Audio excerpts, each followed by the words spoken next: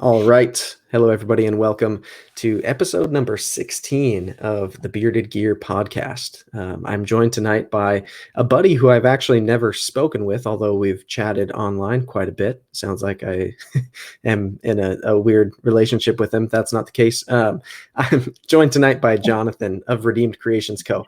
And Jonathan was one of the makers of A Good. He makes awesome leather stuff, which we're going to talk a lot about. Who reached out to me when my channel was still pretty small, which I really appreciated, especially at the time. Didn't have a huge following, and he made me a wallet, and then he's made me several things since, and I've gotten to be familiar with his work, and we've just talked a lot. I think, did a knife trade at one point. We talk gear a lot and all that kind of stuff. So anyway, this is Jonathan. How are you, John? I'm doing good, man. No, I'm really excited to be on the podcast and just chat. And it's been awesome getting to know you, over the last year or so. So thanks for having me on, and it's been fun to see you grow.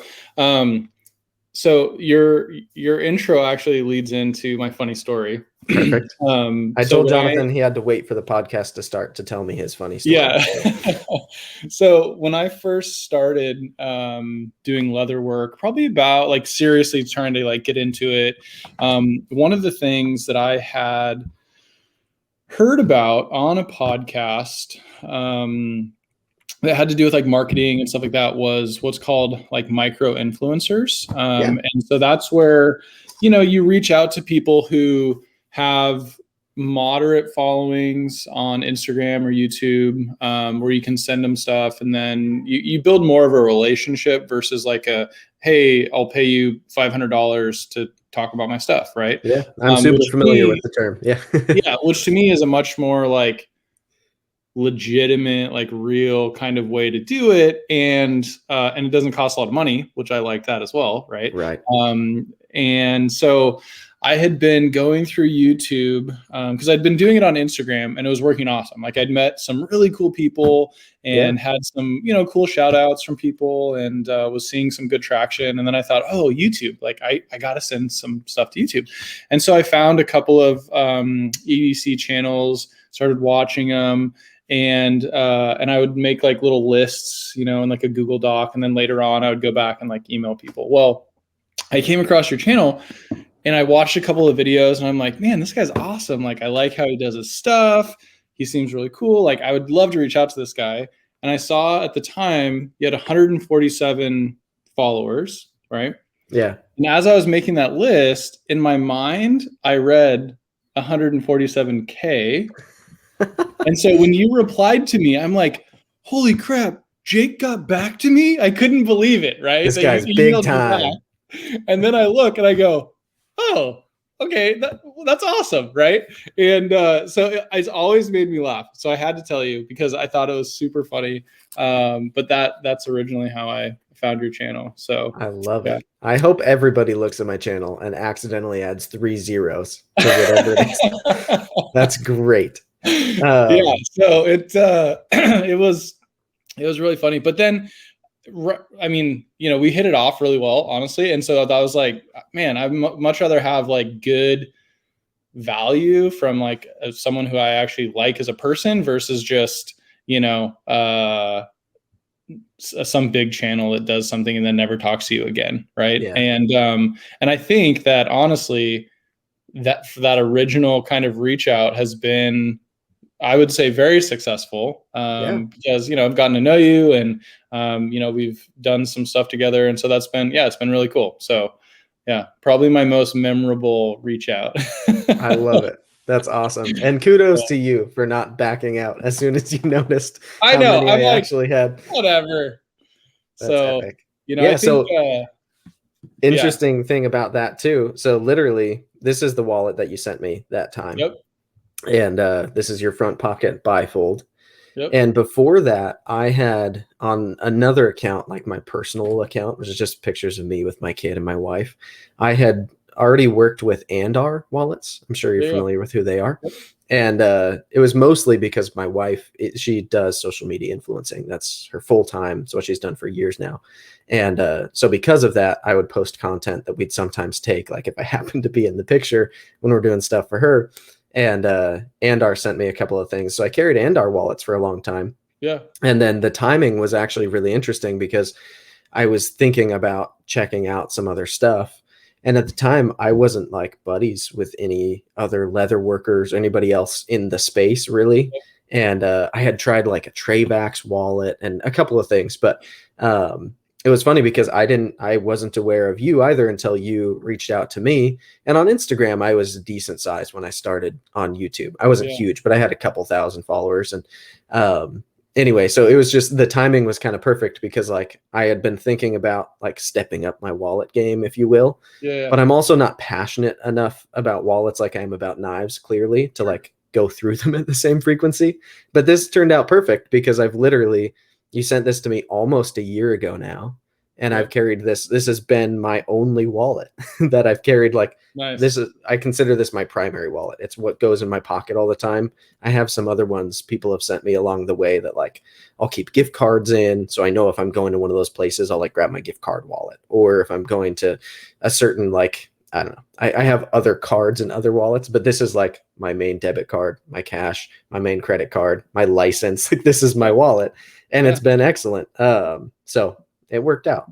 And I'd like to think that I've told enough people about these that I've made it worth your while to send me one free one. I think so. And you're on track for 147K. So, I mean, you know, We'll get there. yeah, I can say I've been there since the beginning then. Yes. When I was how much, what percentage smaller would that be? I don't know, 99 point something A percent lot, smaller. yeah. Yeah. I mean, the growth you've had has been phenomenal, honestly. I mean, and I think it is because, you give just genuine feedback of like, here's what it is, here's what I like, here's what I don't like, and I think that's what people are like looking for, right? Is Yeah. those kinds of reviews, and what you said about not being a wallet guy. I think that's most people, honestly, especially in the EDC space. There are some people, very few. Like there's a couple of people that I know on Instagram that have tons of wallets, right? Right. And it's like their main thing. But I would say for the 90% of people, they maybe have two, Yeah. one, right? I mean, even myself, I kind of switch back between two or three as my primary. And then, if I make something new, I'll try it out. Right. Sure. So I try out new stuff a lot before I actually release it. But I mean, even me, there's a couple of makers, like wallet makers, that I've bought from that were like kind of inspirational to me. And there's a couple that are still on my list of like, oh, I'd like to have that. But it's more of I want to support that person because of Sure. what they're contributing to the community or the quality of their work or things like that versus I'm going to carry it every day, Yeah. So, and I think knife guys are like that too, though, right? Where, oh, I love this maker, I want that knife. Yeah. So I'm on a kick right now with birch tree blades where I just got the Spyderco Chubby because it's not a knife that like I need right now, but yeah, it's my fourth birch in my collection now because I've got the Danger Pickle, I have the Sea Cant, which he did with Riat, and then I've got the Boker Impetus, which is like basically a big Danger Pickle that I had modded to be even more like it. And then I got the Chubby, and now I need to hunt down his mid tech too, which I just missed one on eBay. But anyway, I love buying from the maker because you like them as a person. That doesn't mean that I buy things that are garbage just because it has a name on it either. But I do sometimes have more of a lineup that's like outside of my like typical tastes because I like certain objects from them so much. It's like I want to have the whole set, Yeah.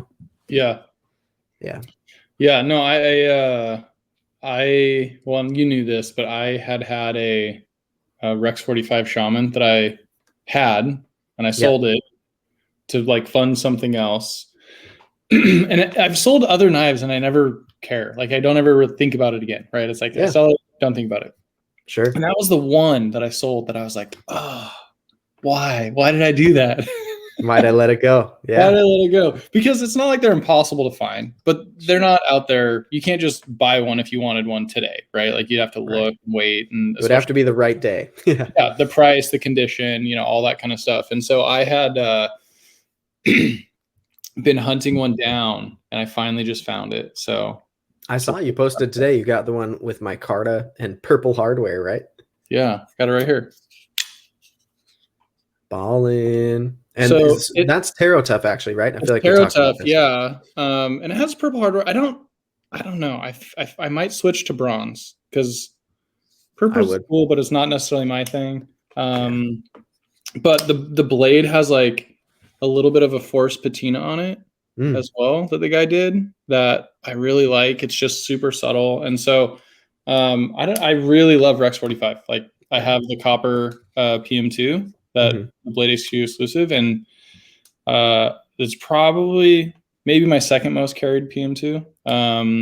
And so I really wanted the Shaman again, and I finally got it. And it came with the original scales too, which is even cooler. Was So that one burnt orange or was that a tree Rex? yep, burnt orange. Rad. Yeah, the tree Rex would have been really cool because um, I actually started. So when I started Redeem Creations, I can give you a little history if you want. I would love it. I Okay. usually ask in the beginning, but we jumped into your story, so that's Yeah, great. I Let's backtrack. know. So when I started Redeem Creations, probably 6 years ago, I was doing woodworking actually. So I started Hmm. out doing like reclaimed barnwood furniture. Rad. Yeah, it was really fun. I always called it like my paid hobby, right? Like it's not my full-time job. And so I started doing woodwork, did that for about 4 years and did really well. A lot of local stuff because I did bigger furniture pieces. And Mm. so online just never really was much for me, right? Well, Like I had, shipping that kind of stuff has got to be pretty oh, brutal, right? dude, the first time I shipped, I made a bench that was made out of like a beam, right? It was a beam bench and it weighed about 75 pounds. Yeah. And I think I sold it for, and looking back, I'm like, I sold it for next to nothing. I sold it for like $150, right? Hmm. And I ended up paying like 90 for shipping to ship this Oof. stupid bench. And so afterwards, I'm like, yeah, I'm not doing that anymore. So Not even worth your I had an time. Etsy and I took it all down. I'm like, I'm just going to focus on local stuff. And so I just did about one project a month and I would do dining tables and coffee tables and like bigger pieces. And I would do the welding for the legs and stuff like that as well. And so, just really fun, really fun side thing. And then my wife and we moved to a new house, and the shop that I had, I didn't have anymore, and the Yeah. new house didn't really have a space for that. And so I love working with my hands because it's a lot different than just my day job. And so doing stuff with my hands, I've always liked it, and found a couple of guys on Instagram and YouTube that were doing leather, and I'm like, oh, that's really cool. And I was already into EDC, right? Like I had a couple of like the CEO and like the Gerber, not the fastball, but The the flat flat iron. iron. Yeah. Yeah, Everybody right. has So that one when they're I starting know. out. Yeah, I was like that was like my gateway drug, right? Sure. And so I had those, and I had a recycled firefighter wallet that I loved, and so it was like I was already in that space a little bit, and then I saw these people doing that, and I'm like, oh, that looks really fun, and it doesn't really require a shop. I can do it like in the house, and it was right around my birthday and Father's Day because my birthday is right Mm. around Father's Day, and so I told my wife, I was Same. like, hey, here's an Amazon wish list of a bunch of leather working tools, and it was like Hmm. $200 worth of stuff. I think that's all I want. And so she bought that stuff for me, and that was about 2 years ago. So it's been crazy. And the thing that I love about leatherwork is a couple of things. One, the creative process is so much faster than woodworking, right? Where Mm. if I had a design for a table, it would take me, because it wasn't my main thing, it would take me maybe a month, right? Like a good 3 weeks at least to build something. Yeah. And you Where can't do that with scrap material that you've got extra lying around. no, you're invested like hundreds of dollars, especially Yeah. with the kind of wood that I was using. It was like I would spend $500 on wood alone to build a Yeah. table, right? And so if I didn't like how it turned out, it was like, well, I got to try to sell it anyways, you know? Crazy. Um, and so with leather, it's like I can have an idea prototype it in, I usually prototype in like cardstock, like paper, right? Mm-hmm. Do a prototype,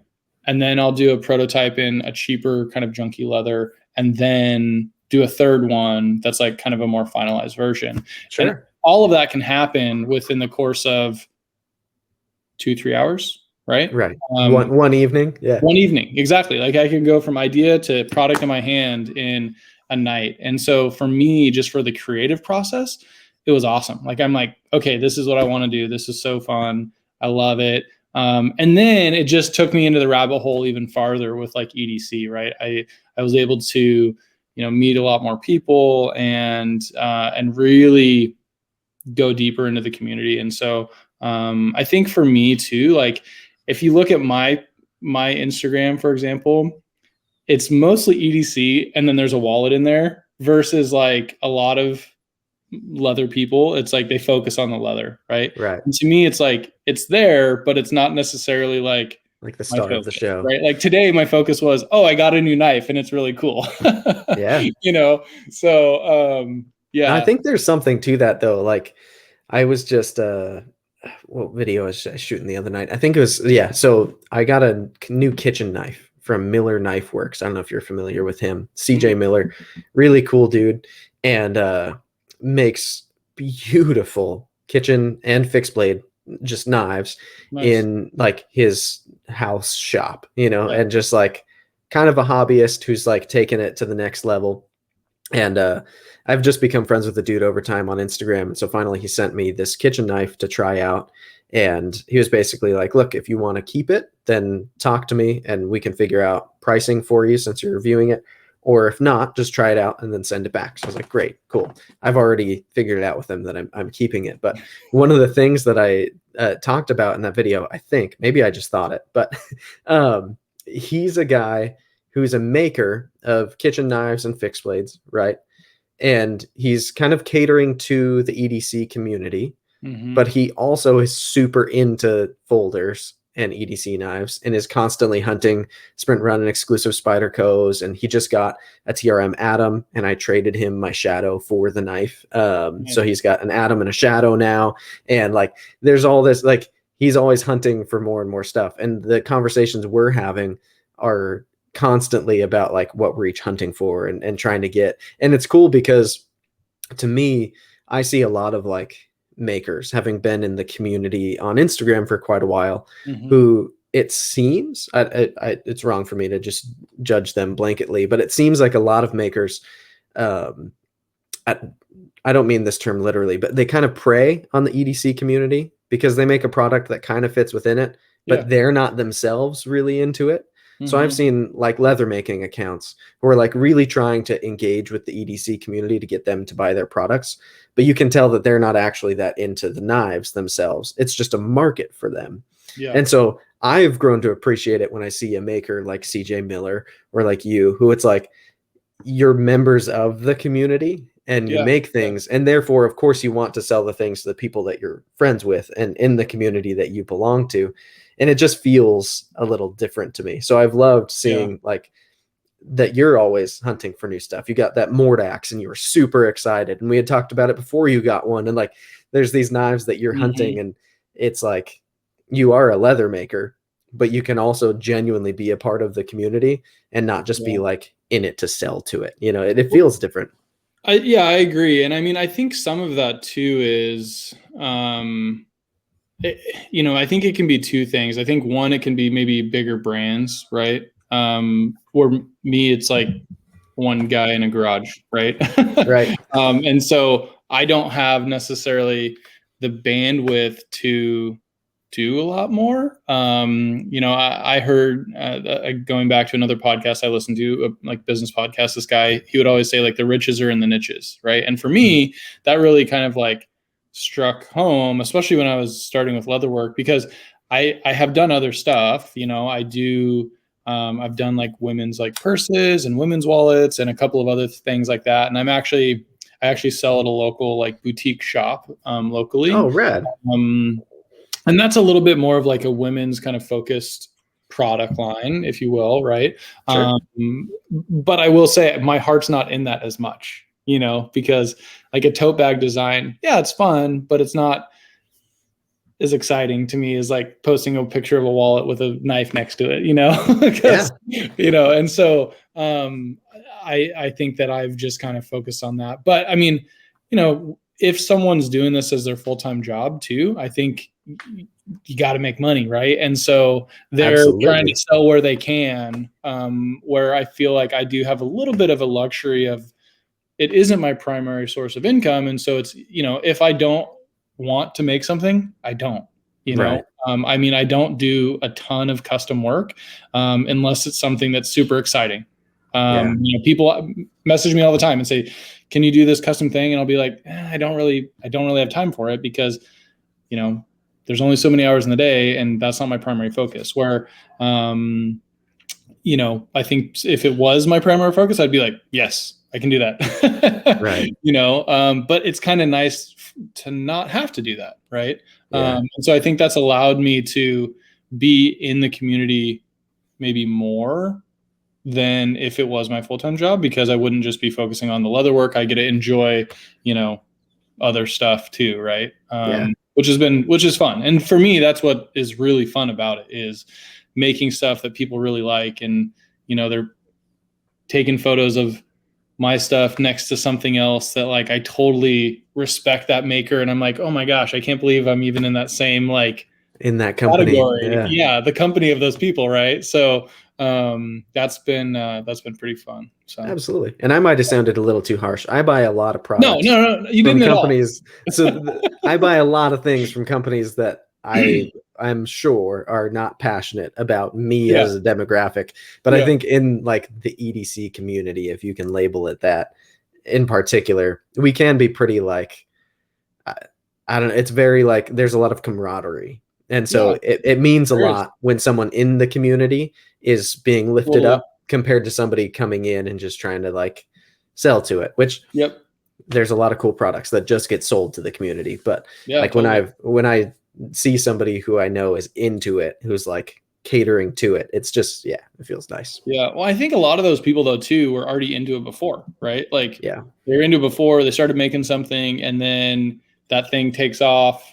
And then, they're able to sell into the community because they were already in it, versus, making something for EDC, right? That's kind of, I think, the difference there. So, and it can be true too, and totally fair for somebody to start out by like, oh, this is a market I can sell to, and then over time actually become really into it. Like, even on my podcast with Brian Slicey Dicey, he was the first to admit that when he started his knife channel, he wasn't deep into knives. There were people way more into knives than he was starting out YouTubing about them. He had to go buy a suite of knives that he thought were like the knives to compare other knives against, even just to get started. And it's like, that's fine. He's gotten super, super into knives over the course of that whole process. And now he's like really into it and is a part of the community, like that's fair too. So anyway, long story short, I appreciate that you're actually into it while you're being in it and selling to it. And that's good to hear, because sometimes I feel like, I mean, it's so easy online to compare yourself to like other brands and other people, right? And so, it's easy for me to like look at other leather companies and be like, man, their photography is so good and their product pictures are amazing. And then I'm like, that's not me. I'm just going to stay to who I am, and I'm just going to do what I do. And if people like it, awesome. And if not, that's okay. Like, and that's what I think, honestly, too. The other thing I love about, to just kind of touch on like the maker space within EDC, the thing that I have really liked is I have never really felt with, I would say 90% of the people that I've talked with, other makers, there's not a lot of like competition, right? Right. It's more of, you might make something that this person likes and I make something that this person likes, and that's okay. Like, I know that everyone's not going to love the stuff that I make, and I'm okay with that. And I think that other people are too. And it's the same with knives too, right? Like one knife is going to just blow someone away, or someone else is going to look at it and be like, meh. And I think that as a maker, if you're cool with that and willing to be open and share, which has happened a lot. I mean, there is a guy who makes this wallet. Benjamin Bott is his name, and he has this wallet, and the stitching on it, I've looked at it for so long, and I'm like, how the heck does this guy do this stitching? Like I couldn't wrap my mind around how he would do it. And so I finally like, okay, I'm just going to message him. And he like totally told me. He's like, oh yeah, this is how you do it. And not that I'm ever going to do that on a wallet, but Right. But just, as a fellow maker, it's yeah, cool he's just to like, oh nerd yeah, this is out. how you do it. And I'm like, awesome. Now I Yeah. know, and there's other makers that I talk with a lot, like on a weekly basis. If we just, hey, how's things going? Oh, it's going good. Oh man, I just had, this crazy order, or this thing happened, or I got this tool, or whatever. Mhm. And that's a lot of fun too. That people are just willing to just, share info and knowledge, and especially newer makers will reach out to me, and I'm always like, hey, if you have any questions, let me know. Like, I would love to help you and give you information. I can tell you where to buy stuff. I can tell you the tools not to get, the tools to get, Yeah. and because I've experienced that too. Like, there was a couple of makers that when I was very first starting out were really kind of influential, and I would message them and they messaged me back, and it was awesome, and so I've tried to kind of maintain that level of openness and transparency and stuff with people, just because it really is a community of makers, and then also being in the EDC community at the same time. It's kind of fun. So For sure, man. And I like, yeah, your point about people being into different things and therefore it not really being like that competitive from person to person, I think is a really good way to look at it. yeah, Because like for knives, because that's my primary space, right? Like one of the things I try to mention whenever I'm kind of bashing a knife, which doesn't happen all that often, but happens. There are some knives I come across that I really just, Sabanza. that's one. Don't even Um, bring it up. there's been a Medford once that happened with. Um, I like to reiterate, as I'm personally saying all the reasons why I don't like something, that it's totally fine for somebody else to come to the Yeah, opposite conclusions. And yeah, if anything, I celebrate that to an extent. Even if I don't agree with them, I celebrate that they've gotten there. Like if somebody wants to carry a Medford 187 DP and tell themselves that that is the right knife for them, kudos. Like I more power to you, because I think it's awesome that there is a diversity of products. And yeah. if there weren't people who liked weird things and things different than what I like, then I think there would be less innovation too. People would be trying less things. And so Yep. the space becomes safer for makers to try new stuff when Mm-hmm. there is a variety of tastes within it, when there isn't an agreed upon, this is the perfect knife, like, Yep. because to me, a perfect knife, as close as I've gotten, is maybe the Arius or the Oz Roosevelt. Like those knives are almost perfect for me. They're really good. Other people don't Mm-hmm. even like them, and so for them, they can be trying the things that the makers who I don't really like make, because they are their audience. And I don't know, I would assume it's largely the same with wallets and all kinds of leather products, where Yeah. and you can have some redundancy in the products too, right? Like I don't have a ton of leather stuff, but at this point, like I've got your wallet, I have your watch band, I've got now 2 of your dump trays because you just sent me the second one.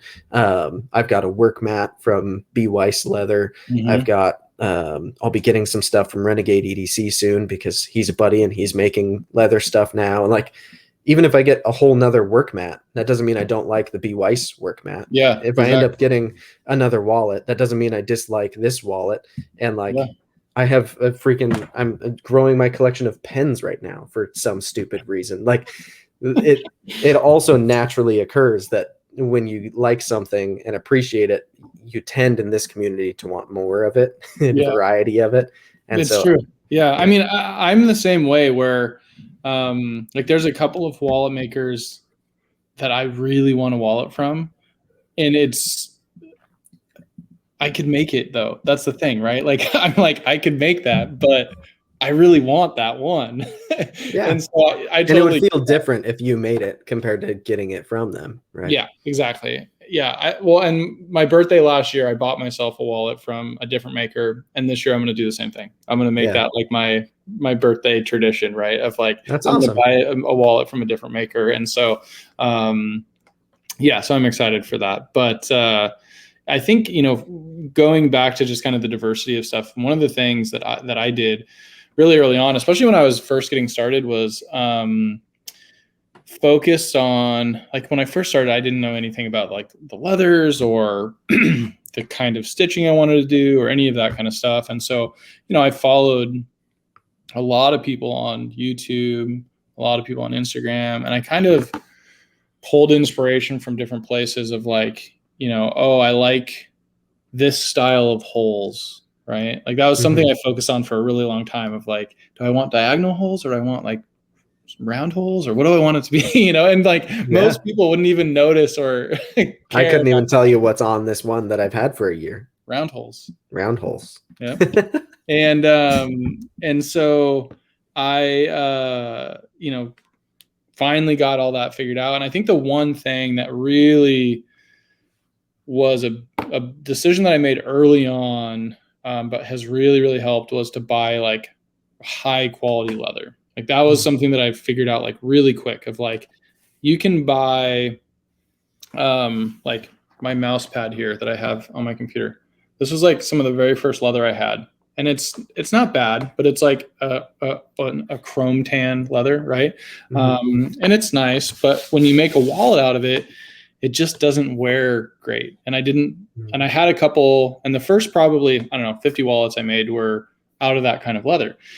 And a lot of those were sold like friends and family and like people I knew and stuff like that, right? And it wasn't really online. And I figured out like, oh man, this other leather that's like 3 to 4 times as much money, but the end product is 10 times better, right? Yeah. And so very early on, I switched to mainly Horween leather, which I love because it's an American tannery. They've been around since like 19 something, and I love that. There's like tons of heritage, tons of history.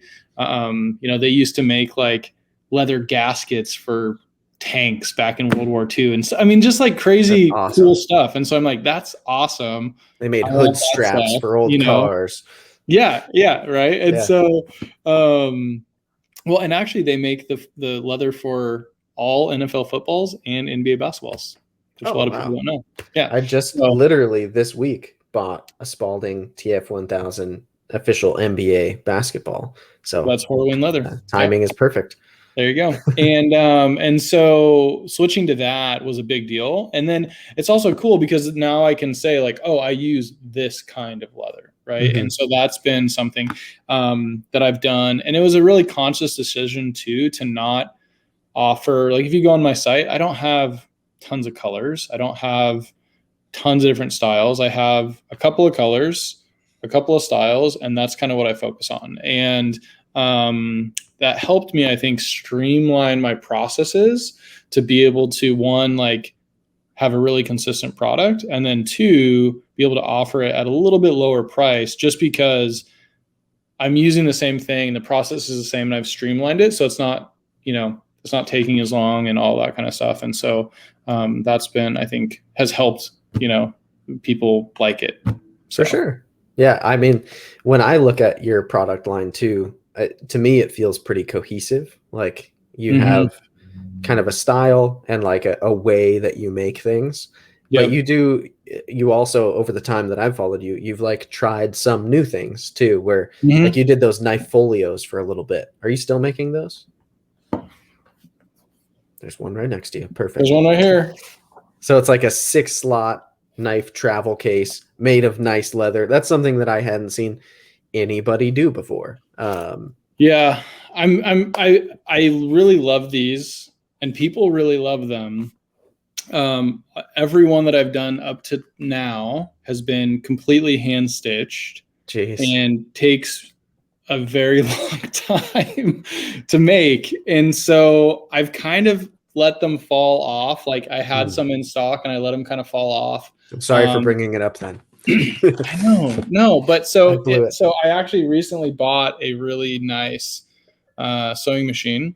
And so I'm wanting to rework that product and have it be machine sewn. So that it would be one of like 1 or 2 products that I have that's machine sewn. So my tote bags I do machine sew because again, it takes like 2.5 hours to stitch it if you don't, Right. versus like 10 minutes.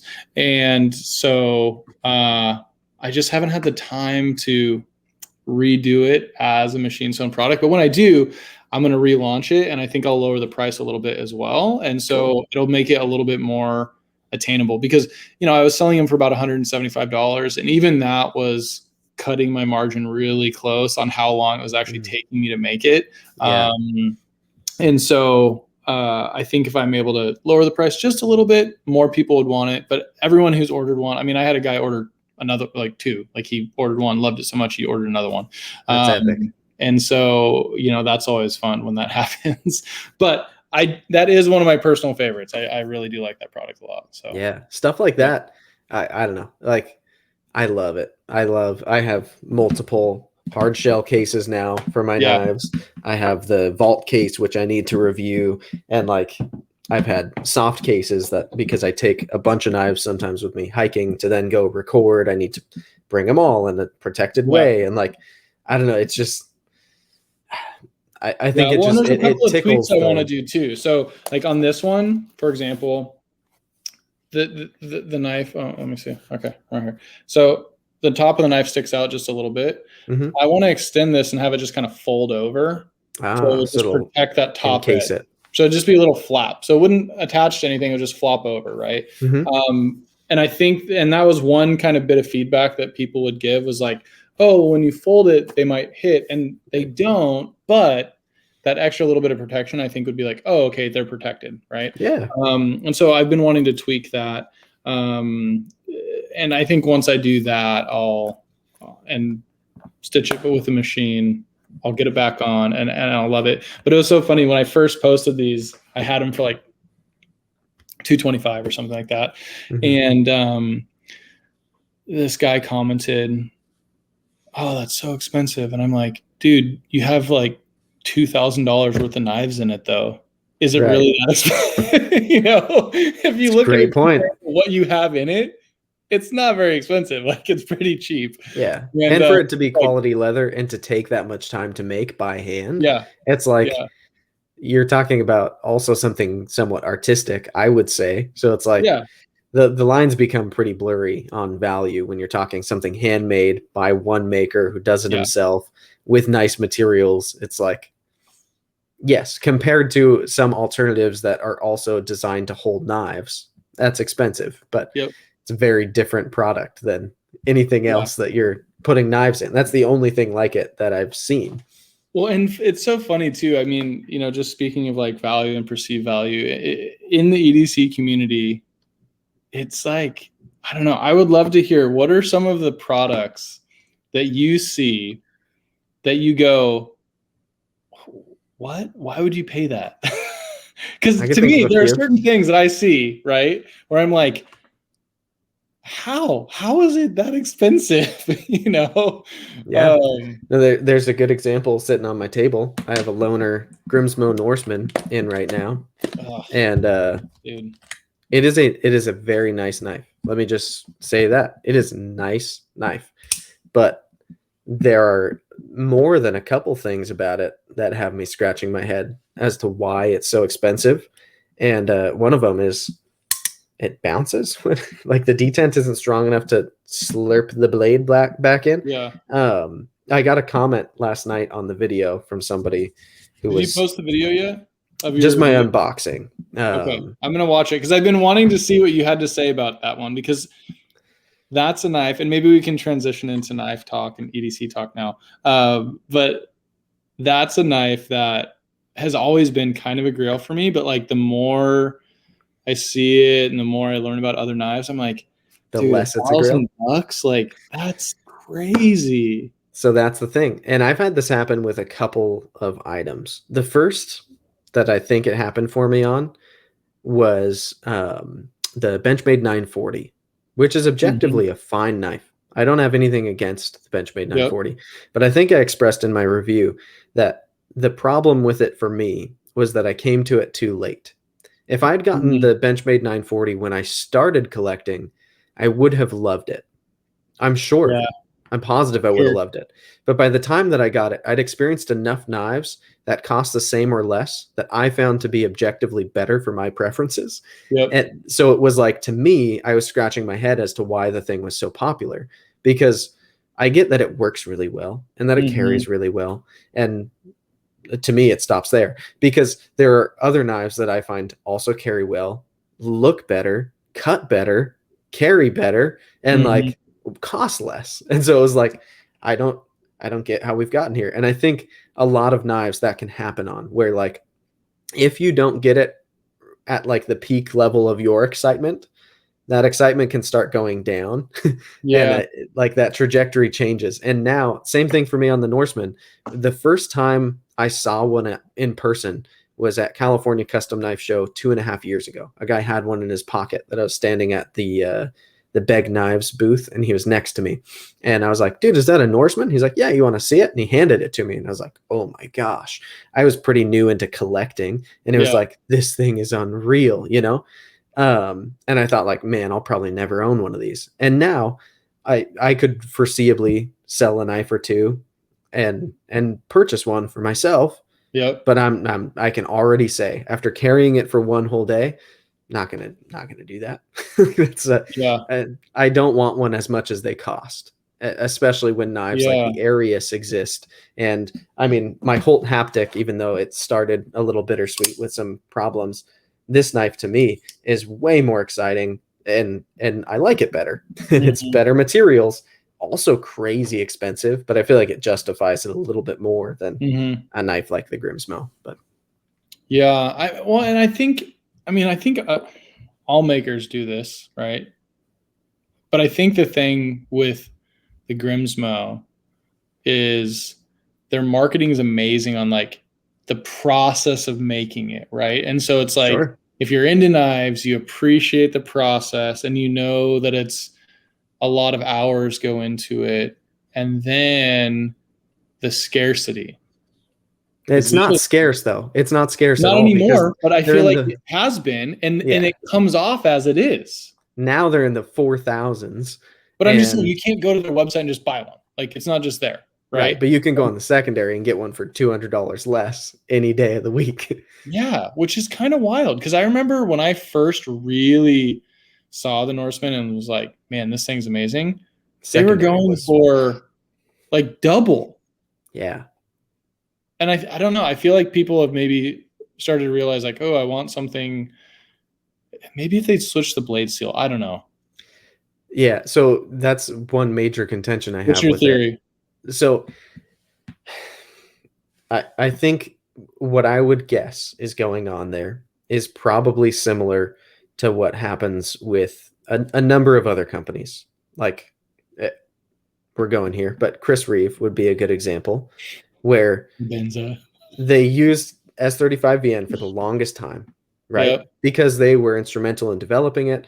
They'd done this big push on making that steel part of the focus of their brand, yada, yada, yada. And then they jumped to S45VN after all this time, which, in my opinion, S45VN, I haven't experienced it all that much. I don't find it much more compelling than S35VN, and it is inarguably not the top of the food chain of steels. Even right now, with it being a new steel, Yeah. there are already steels that are objectively higher performance than Yep. S45VN is. So Mm-hmm. why, like, because they helped develop it again? I don't care. Like, Mm. to me, it's just weird that that steel is being used. And granted, CRK, those knives cost half as much as a Norseman. I would Mm-hmm. assume on the Norseman tier, they're trying to play kind of at the customs level. And in Yeah. the customs level, CPM 154 and RWL 34 are actually not that low grade. In Mm-hmm. fact, sometimes you still see like D2 and stuff on customs, or 154 CM instead of Mm-hmm. CPM 154. The arguments for that seem to be, oh, it's easier to machine and it's easier to finish. And to that, I contend, why am I spending so much money for you to do all this work on a knife, for you to pick the materials that are easy to do it on? Like, I don't care if you go through more tools to Yeah. machine a better steel. your Yeah. cost is already pretty astronomical for what the product is materials wise, when there Yeah. are other companies also not in China, also small staff, making knives with far greater materials for far less money. Like, I get Hmm. CNC machines are expensive, you have overhead. I don't care as a consumer. It's not my Yeah. job to care. Like, it just doesn't win me over at Yeah. all. No, I agree. I'll open up a can of worms here though. Where's the line of like this steel's good enough? I think it's always moving, and I think that's fair too. Yeah. Okay. All I right. like it objectively, just within the last couple of weeks. What's the new steel that Laren Thomas just invented that it's going to drive me crazy because I know the name of it. Um, oh, the knife nuts version Man. of the Tempest is going to be in it. Anyways, there's this a brand new steel that just got invented by the knife steel nerds guy, Yeah. and like the guy who wrote the book, who's that's what he does.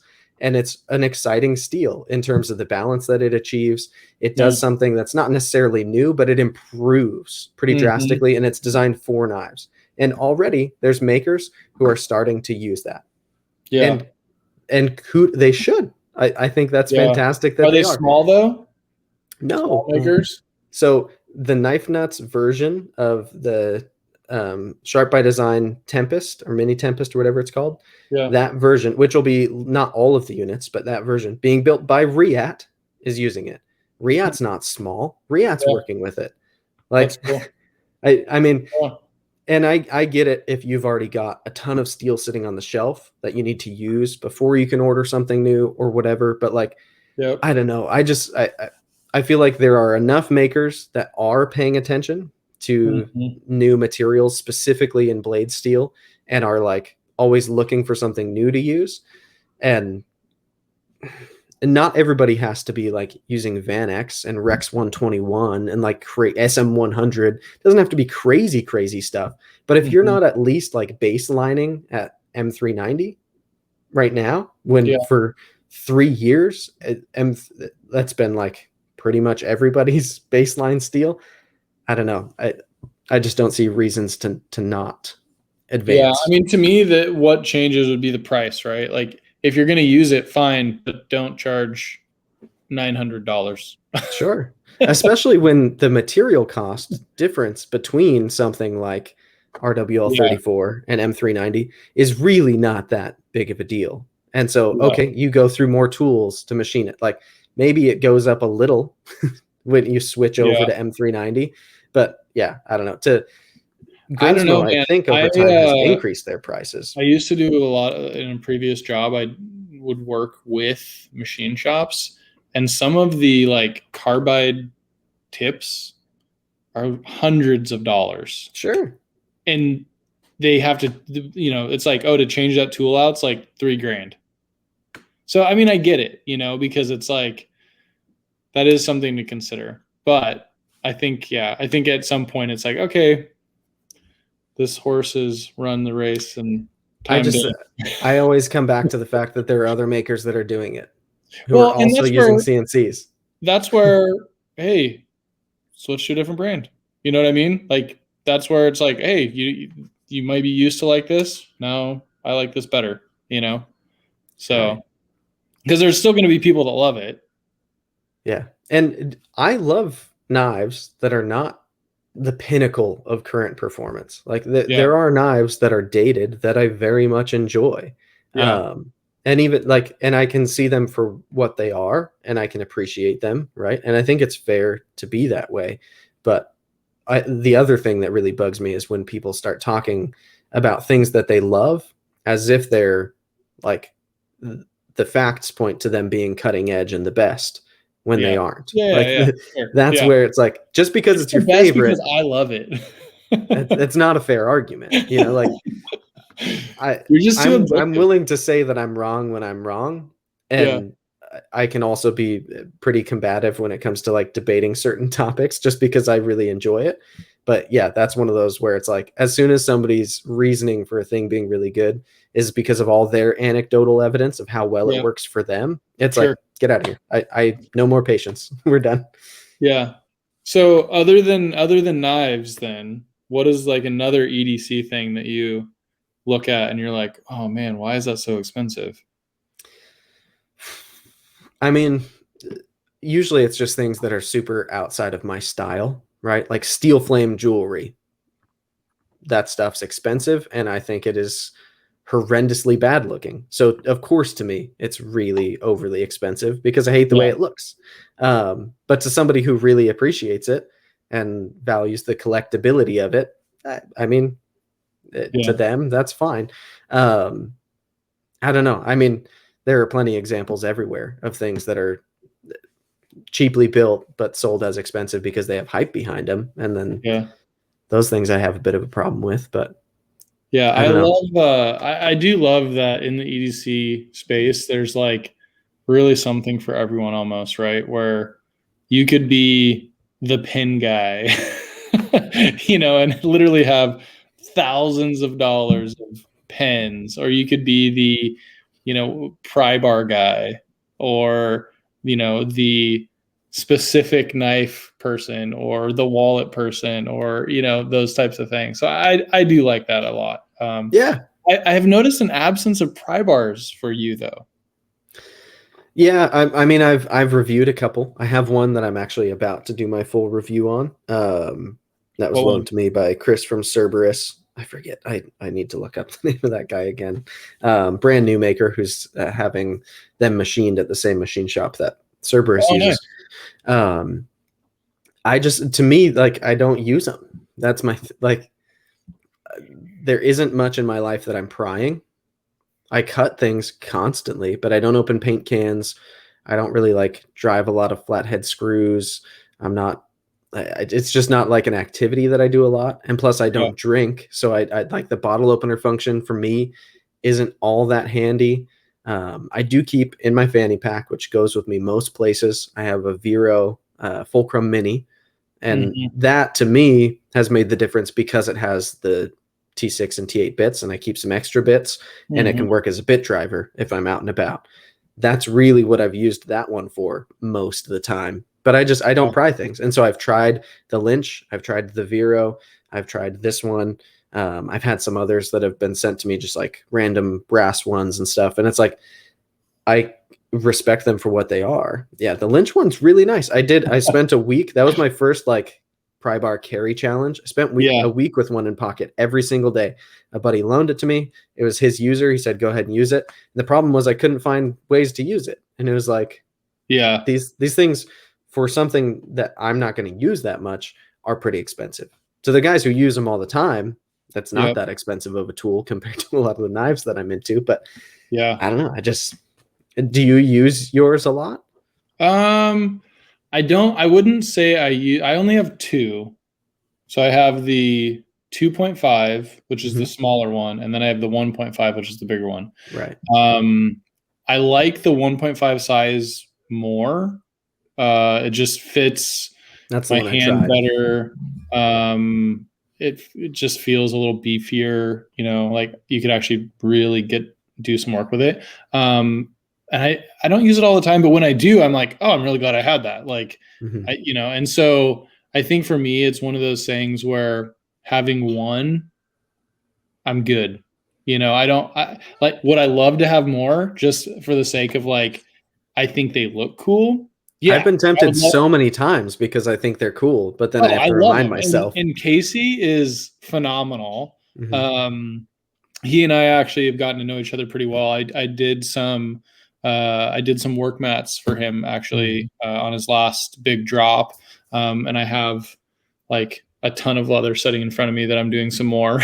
Epic. And so it's been fun, like working with him and just getting to know him a little bit. And so I think for me, again, that kind of goes to like, I really like him. And so I'm okay.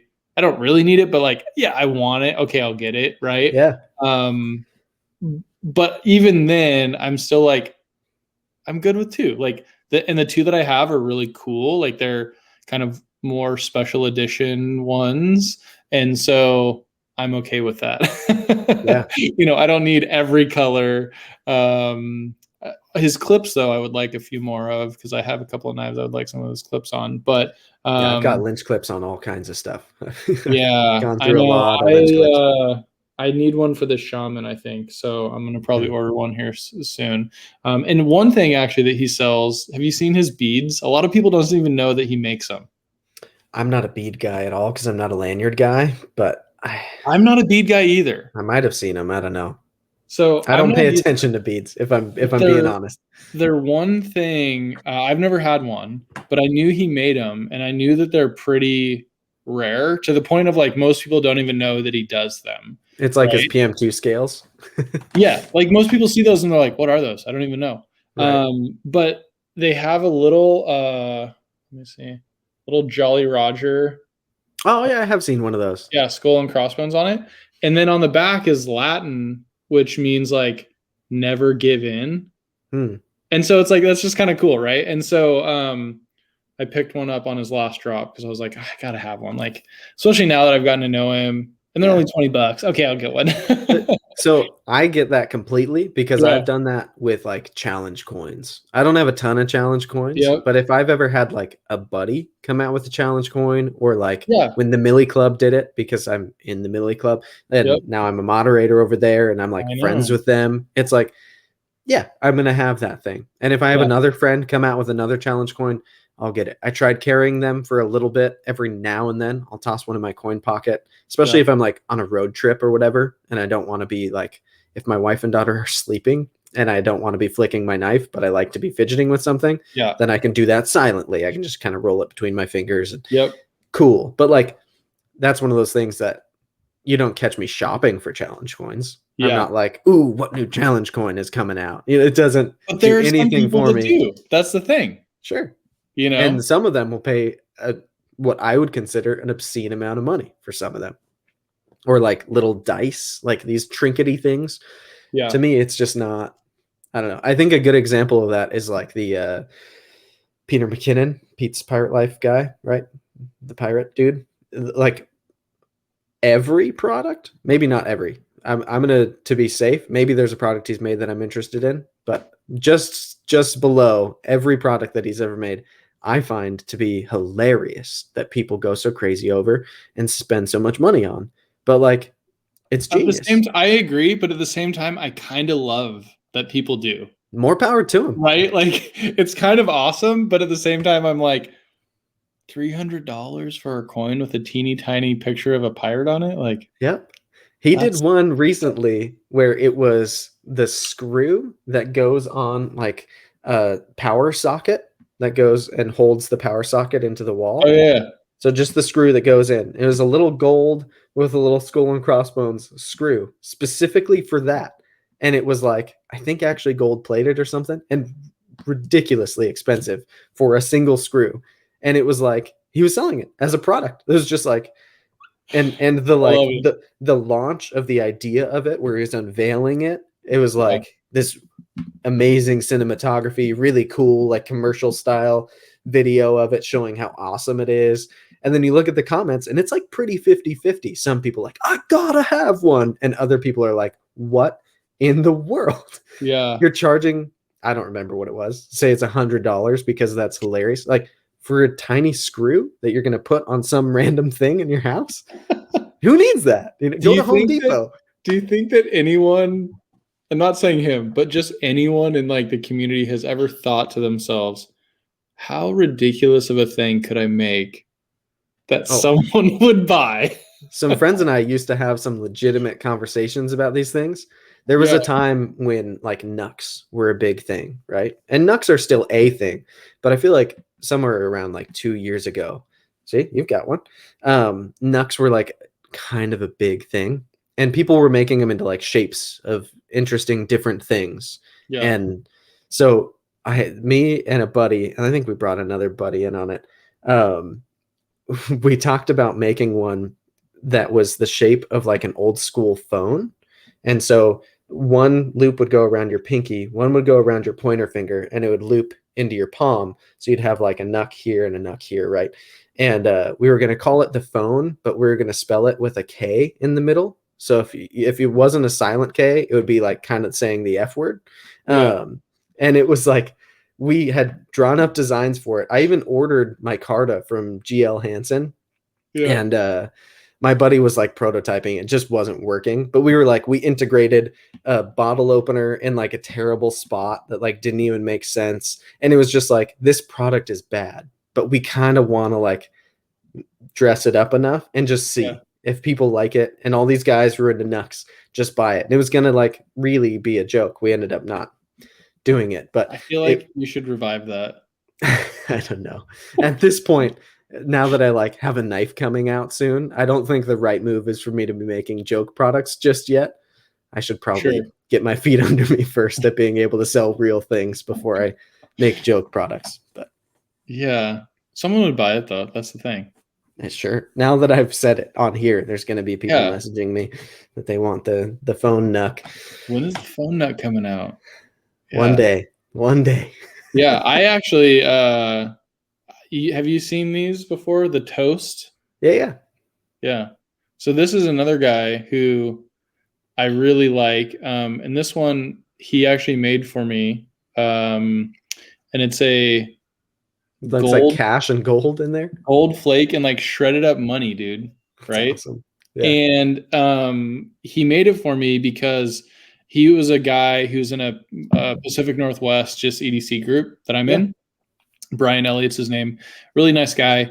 And he His started. handle's even like PNW Toast or something, isn't it? Yeah. Yeah. He changed it. It used to be like Hobbit EDC, and then he changed it to PNW Toast because that's like his I company. didn't know that was the same guy. That's Same funny. guy. Yep. And back in like October was when he very first made one, and he offered them up to the people in the group.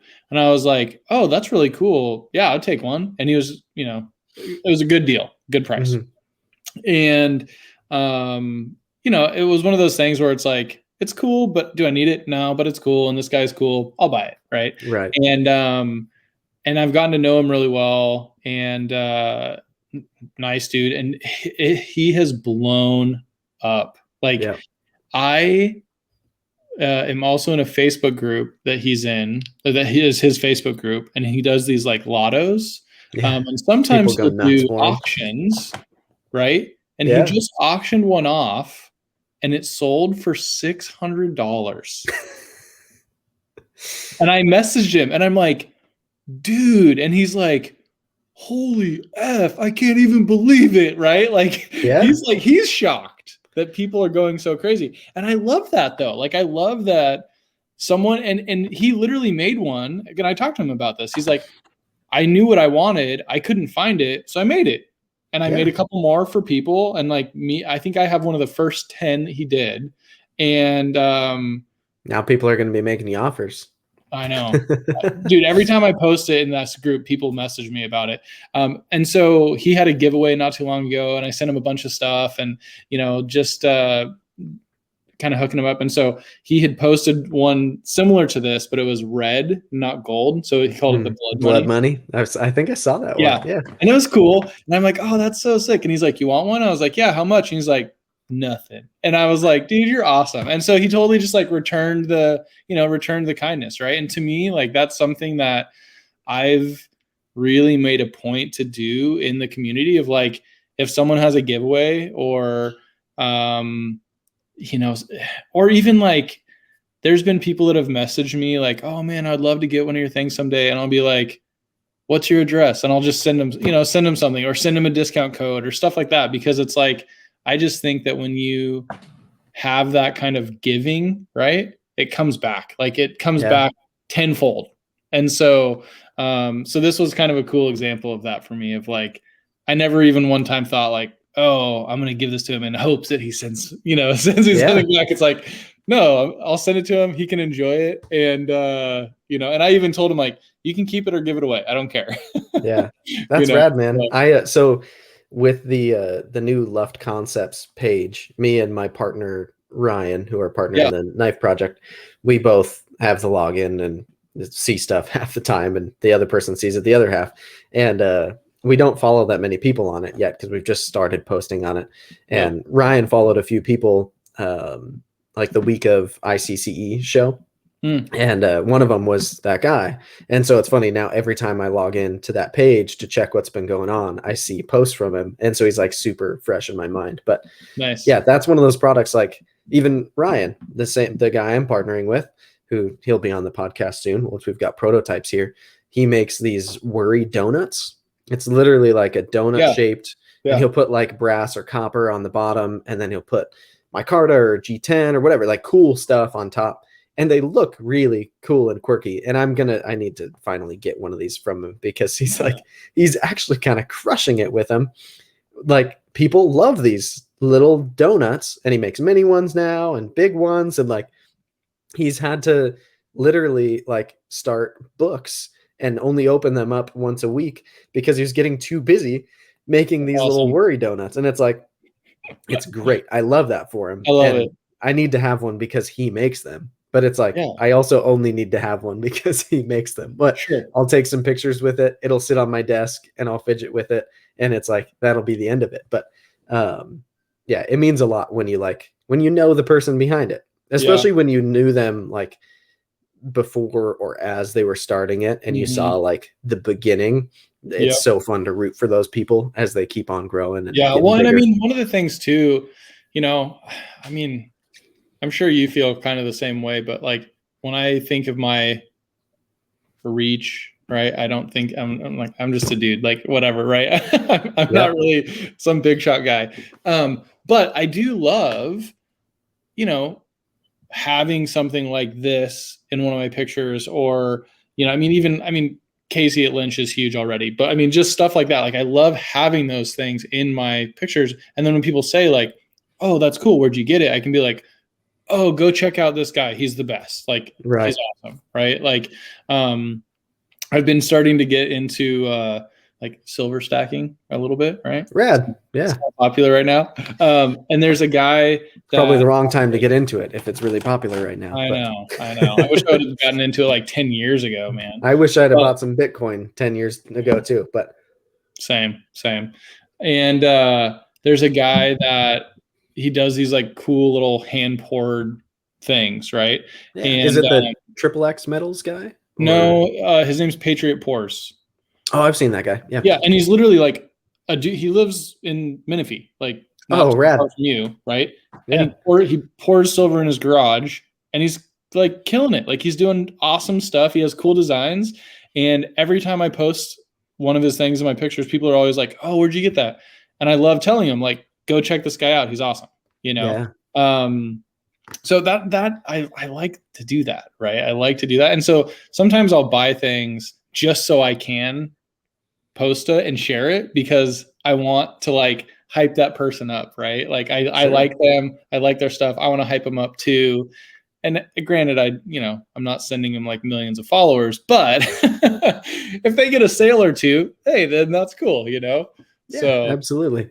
yeah, No, I love it when I post something, especially when it's from a maker or a yeah, company that I really like and I get DMs or comments like, what is that? And it's like, I'm more than happy to point you in the direction of these people that I like. yeah, It does feel good. It's a genuine, like, I don't know, there's an emotional response to feeling like you're helping. Like you said, my reach is not incredible. Your reach is not incredible either. Like we're yeah. both maybe mid tier in in the Sure. EDC Low to world at mid this point. Yeah, we're lower middle class. Yeah. And I'm okay with that. Like that's the thing. I'm happy, you know? Right. But yeah, even when like my page was much smaller before I even had my channel, and just on Instagram, if I would post a new knife that I got and Yeah. somebody was like, "Ooh, what is that?" It was like, it's cool to be like, Yep. it feels good to be the person who has something that other people want. Sure, that's Yeah. part of it, but also especially if it's a maker you like, to be like, oh, it's actually, this is called a Koenig. Like, check out their page Yeah. and get one. Like, I Well, and like even that that, I company. mean, even that's like a good, bigger brand, right? Hmm. But it's still just like one or two people in a shop in Idaho, in Yep. Boise, you And know? I get comments when I post my Arius, like now, where people Oh, still man. don't know what that knife is. Sometimes there's always new people coming into the hobby. Like Yeah.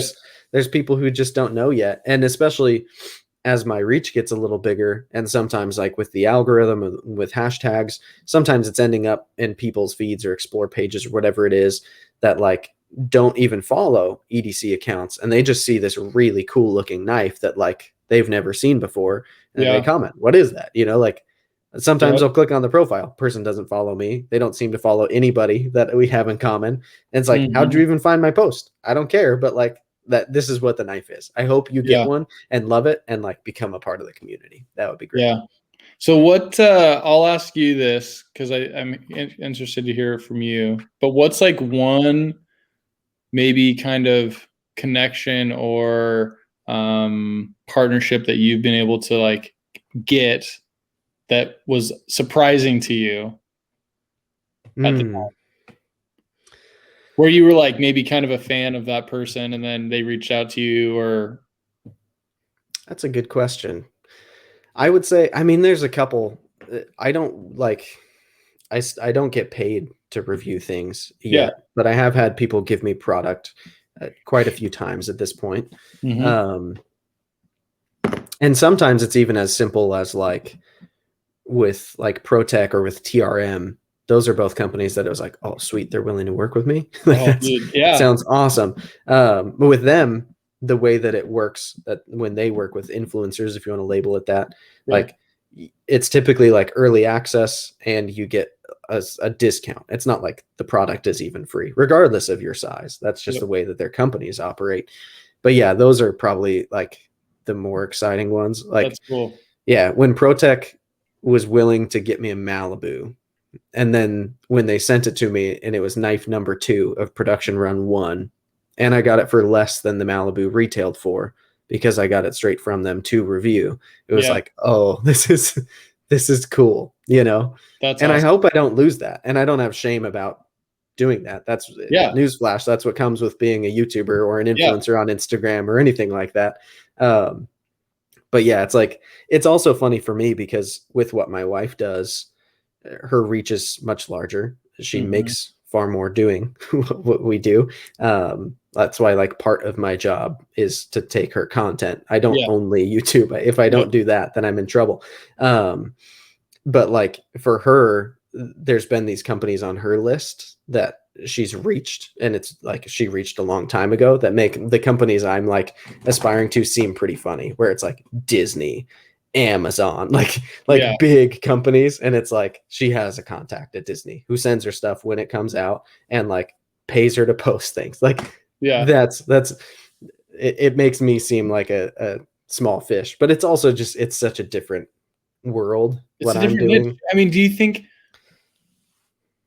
think that there's very many of those kinds of people in the EDC community though? No, there's hardly any. Yeah. Yeah. So Yeah, it's I a mean, totally different I thing. think what's interesting too is like in the firearms community, there's a lot of Mm-hmm. that. There are firearms Yeah. influencers and Yep. YouTubers, and those guys can make a lot of money from the Mm-hmm. companies to review the products, and they can get a ton of product for free and all kinds of stuff. Like the Mm-hmm. partnerships are bigger because that industry, frankly, is a lot bigger, and it's kind of older, at least in Sure. functioning the way Yep. like for that to be a thing. Um, but yeah, I don't know that the knife community ever will totally be that way. And I Mm-hmm. think part of it for me in like starting this venture in knife design and bringing out production runs is because as much as I plan on always doing YouTube, always doing the podcast, like content creation being part of what I do, my goal is to make the knife community like my career, if you will. Mm-hmm. And this community is not the gun community. And Yep. there aren't giant companies like Smith and Wesson and Glock and Sig Sauer who can Mm-hmm. pay you a couple grand to do a review and an overview of Yeah. whatever they've got coming out. Like that's not as much of a thing over here, which is fine. And I don't Mm-hmm. necessarily want this community to change, but like to me, I need to be doing more things to get Yep. what I need to out of it to to keep going, you know? Yeah. Diversify, right? Like Yeah, diversify the portfolio basically. exactly. Yeah. No, I agree with that. I think I've had a couple of partnerships come up. Um, that have been pretty cool. And for me too, like, again, early on I had like one or two that wasn't great. Like we did some stuff together and it just was not like great. And because I don't do like wholesale. Like I'm not set up for that, right? I'm direct to customer. Right. I keep my prices down because of it. And I don't love just like pumping out the same thing, 100 times. Like that's not fun work for you to do. No. I mean, and again, if it was my main job, yeah, I'd do that in a heartbeat. But there have been a couple of partnerships that I've had. One with Casey over at Lynch, and then with Taylor Martin over at Best Damn EDC. Yeah, and those have been one. It was like crazy to me that they reached out to me, and Taylor actually reached out to me on his Discord and was like, "Oh, rad." He's like, "Hey, I'm thinking about doing a wallet. I would love to do an exclusive. Are you interested?" And I'm like reading it. Yes, like. Right. Yeah, dude, of course. But it's been awesome because I've gotten to know him and good dude. And, it's been really fun. Like we've done some cool stuff together. And those are the kinds of things that I really like doing is like partnering with someone versus like the first time I did something like that. It was like I was making their product. Right. And so my name wasn't on it. It was like their product. And I was like, it just didn't feel good, for me personally, like it wasn't satisfying, right? Where this, it's like their brand, my brand, that's awesome, and so those are the kinds of things now that I think lately have been really exciting for me. The only problem is when I do those types of things, it makes my other stuff busier too, because then people hear about me more. Right. And so then I'm like, oh, how am I going to make all this stuff? Okay, I guess I'm going to be up till midnight again. Oof. That's a better problem to have than not having anything to make for anybody. But that's like intense. I was just on vacation, and I was really contemplating like, should I turn my website off? Should I leave it on? Should I set everything to like zero inventory? Like, what should I do? Right. And my buddy, who's a web designer, and he runs like an e-commerce site for a publishing company. He's like, you should just put a password on it, but like give people the password. So then if they want to go on, they can, but they'll know you're gone.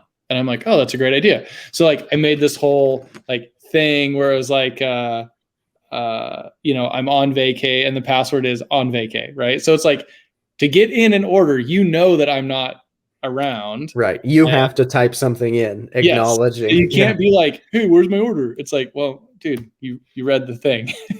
Right. And because I have this problem, we'll say it's a problem of like, if I get an order, I feel like I got to get it out like the next day. Right.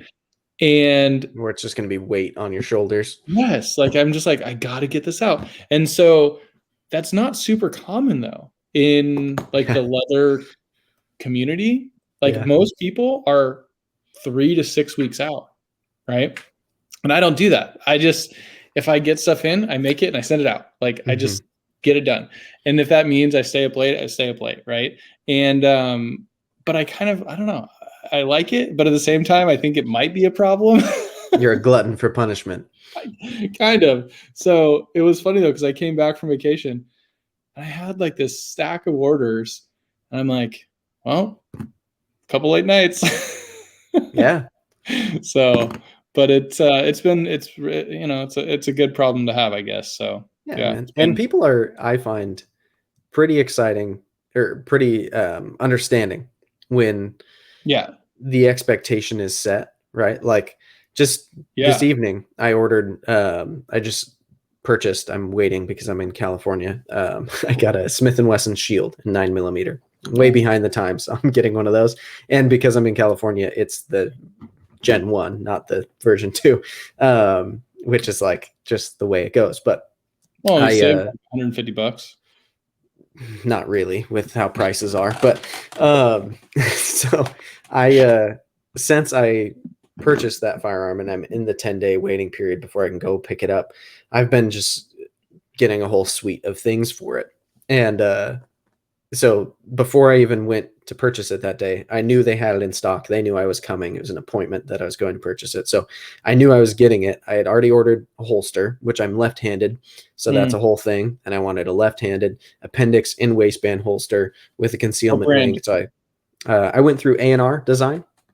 Nice. He made my SIG P226 holster outside of the waistband, but it's a lefty holster, light bearing with an Inforce light, which is like that's not you cannot find a left-handed Yeah. P226 with an Inforce holster Yeah. anywhere. It doesn't Yep. exist unless you get custom. So I already knew he'd make lefty stuff, and I like that one, so I went through him. Nice. But yeah, so I had already ordered the holster, and I've been ordering like spare mags and some mag extensions because it's only a 7 or 8 round factory Yep. mag, and in California there's a 10 round mag capacity limit, but I can add a +2 onto an 8 rounder and still be within Yep. compliance. And so like I've been figuring it all out, right? And I've just been getting a whole bunch of stuff, and it has like a loaded chamber indicator. So I ordered a thing to delete that because it literally pops up in the sight line. Yeah. It's like the stupidest. On my SIG, it has it because it's the California version, but it's off to the side, so it's not Hmm. obstructing your sights. I don't like I'm going to be making it my own, at least to a certain degree. And tonight I ordered one of the Hive mag extensions. I have some other Yeah. ones coming to try, but I ordered one of those, and it was like on the site before I ordered, right when I logged on, it's like, we're experiencing some delays. We're trying as hard as we can, but like your order's going to take a little bit to ship. And it's Yep. like, fine. Like Yeah. that Yeah. is okay because I know right now before I order, if I found out in my confirmation email after I ordered it, like, hey, this is going to be a couple weeks, I'd be like, F you, no. Like, Yeah. it said it was Yeah. in stock. What's wrong with you? But because that expectation is set, it's like, it doesn't bother me one bit. It's totally Hmm. fine. And it's the same thing with like pre ordering a knife. If I pre order it and I know it's going to be months, it doesn't really matter to me whether it's 3 months, four Yeah. months, You'll five wait. months. Yeah. Like, Exactly. I knew I was going to be waiting, but when I Yeah. don't know I'm going to be waiting and then I'm told I have to, that's when the Karen wants to come out.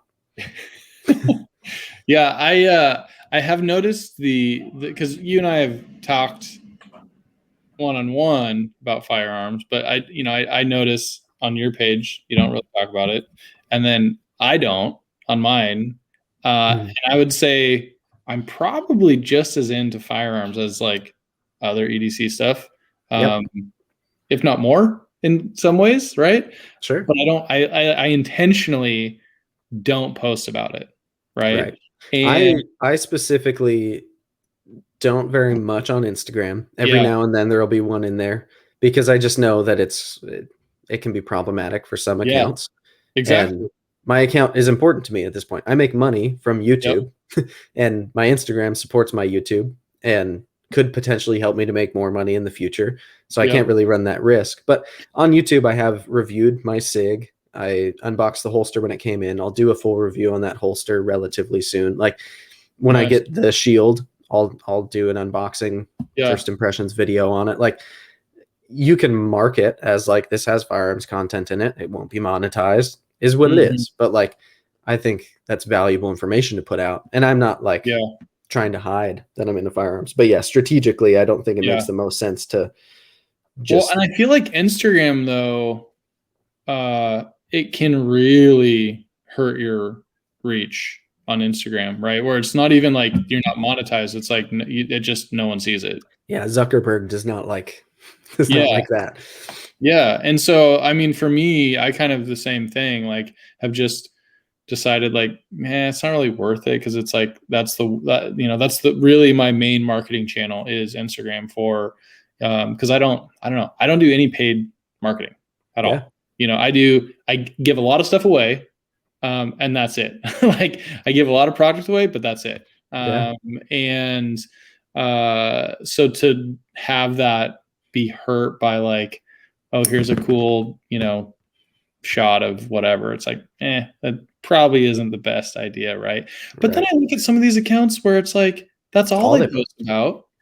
And I'm like, how do they get away with it? Like, how are they so big and that's all they post about, right? I don't, Yeah. I mean, I think honestly, it's okay to post about that. And you can build it like within that niche of that, Yeah. right? Your post may not be seen at all by people outside of that niche. Instagram will make sure of that. But Yep. there is a big firearms community Yeah, that's online. true. So maybe people are searching for it Yeah. versus it just organically being seen. I feel To like that me, the happens worry is, sometimes with knives though too, don't you? yeah. And to me, the worry is more so that like over time, if it becomes stricter and all of a sudden it's like you can't Mm, post any pictures of firearms at all, then it's like, mhm, well, do I have to delete my whole library of content, or does mhm, my account get deleted because I already did? Or like, I don't want to deal with that down the mhm, road if it gets worse. mhm, But yeah, to your point, knives can absolutely be that way. And if you use like certain hashtags, I think it's pretty demonstrable at this point that if you're repeatedly using a hashtag that Instagram has like flagged mhm. in knives, then like that can also be like this is weapons related content or whatever Mhm. the nonsense is. But Yeah. it's a thing. I mean, Do you it know of any of happens. those hashtags right now? I know it was a big deal when knife sale got taken down Yes. completely. Yeah. Um, and now there's just alternatives for it. But NAF I don't sale. know. Yeah, I've heard that some of the hashtags definitely detract from it, but I haven't seen that personally. I Yeah. find on my account it has ebbs and flows of Yeah. like just getting naturally promoted. I never do paid promotions or anything like that. But Mhm. there are times where I'll average 7, 8, 900 likes a picture every Yeah. day. And Yep. then this last week, it's been like 300, maybe 400. Mhm. It's like using the same hashtags, posting Mhm. content that I think, if anything, is, I would say, getting better over time. I hope. I'm trying. It's like Yeah. I have more followers than I did when I was doing better analytics Yep. wise. And it's just sometimes you're in that rut that Instagram has put you in. And other times they like boost you for no reason. And I'll get 40,000 impressions on a picture. And it's like, Yeah. I've given up trying to like, Figure it out. yeah, I'm going to do me. Same thing with YouTube. Like, I'm going to Yep. make the content I want to make, how I want to make it. I'm going to put it out on the schedule that works for me. And it's going to come out the way that it makes sense in my head. And then if people like it, if it works, great. Yep. And I'm going to try not to tick off YouTube, but I'm also like, I don't know. I don't think I'm doing anything that's, Yeah. Yeah. That's definitely my philosophy as well. Like I I enjoy maybe trying new things as far as like posting or hashtags or I'll test it out. But at the end Mhm. of the day, I'm just gonna do what I want to do, and if it works, great, and if not, yeah, that's okay too, right? But Right. it seems to be, and so I'll just keep doing that for now. Yeah. um, but overall, yeah, it is a weird game of like, especially if and I'm sure with your wife's business, I've you know a little more knowledge, right, about Instagram and marketing and all that kind of stuff. But it is interesting how the things change so often that it's so hard to like, what works this week may or may not work next week. Yeah. Sometimes it will Uh, specifically be banned from working in the future. yeah. Like, um, yeah, specifically because of what she does. She's going to get something. Um, it's like a constant, you have to be on, like, it's not even like you have to constantly be learning because they'll just change things and there's no like memo, right, of like Yeah. this used to be okay, now it's not okay. It'll just, a feature will change and it'll, no one will know. Yep. And you just have to figure it out. And yeah, like for what she does is very important to be able to like promote posts internally Mhm. through Instagram, which is totally fine to do. That's a way to Mhm. get Instagram to boost your post because you're giving them money. They have to. A few Mhm. months ago, they completely changed the algorithm of how that works. And it was like, just, it didn't work the same as it did before. And it started working really well for things like reels and Mhm. terribly for things like normal posts because Instagram is like, we want you to post more reels now. And it's like, Yep. my job isn't to post reels. My job is to post normal Yeah. photos for these brands that hired me to do so. And they want to see certain amount of engagement. So I need to make sure I boost the post to get it to that big of an audience. And it's actually getting to that big of an audience. It's not even like buying fake likes or followers. It's like Yep. real Instagram engagement. And Yeah. they're like, Instagram just doesn't want to play that game anymore. It's like, what? Mhm. They'll just do stuff like that. And then Yeah, you just have to adapt and like change up your game plan. And it's always a headache and crazy. yeah. And it's like, yeah, I don't know. Well, It's and I think though I think the thing that I settled on is like if you're just genuine and you're just who you are, people see that. And that's why they want to follow you and that's why they want to buy your stuff or watch your videos is because of that genuine nature, right? It's not just like, oh, this popped into my feed, I guess I'm going to click like or follow. It's like, yeah. Well, think about your favorite makers and your favorite content yeah, creators. Like exactly. make what you want to watch or what you want to see or what you want to have in your Yeah. pocket. And then like it's Yeah. probably a pretty good indicator that you're making it the right way. Yeah. Yeah. And you know, sometimes though you get too sucked into your own like community. It's nice to see other stuff sometimes, but True. Yeah. no, I definitely agree there. So yeah. But Yeah, I do think it's interesting like how much variety there is. I'm Mhm. constantly finding new stuff, which Yeah. surprises me more and more as time goes on. With Yeah. like literally just because yesterday somebody commented on one of my videos and they were like, "Are you going to check out an ANV knife?" And I was like, "I think you made a typo, dude. I don't know what that like. I don't know what that is." Yeah. And then that's not actually what I responded with. I was like, "I don't think I've heard of that. Like, Yeah. I don't know what it is." And he responded, and I guess ANV is short for acta non verba, and they're like this. I think they're Uh-huh. in the Czech Republic or something.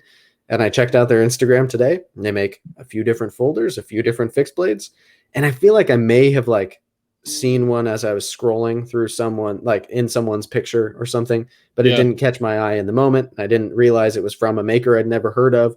It was like, this is a like production knife company that I've Mm. never heard of at all. And it's like, and they're followed by like 40 people that I follow. So it's like people that I know about them. Yeah. I had no idea.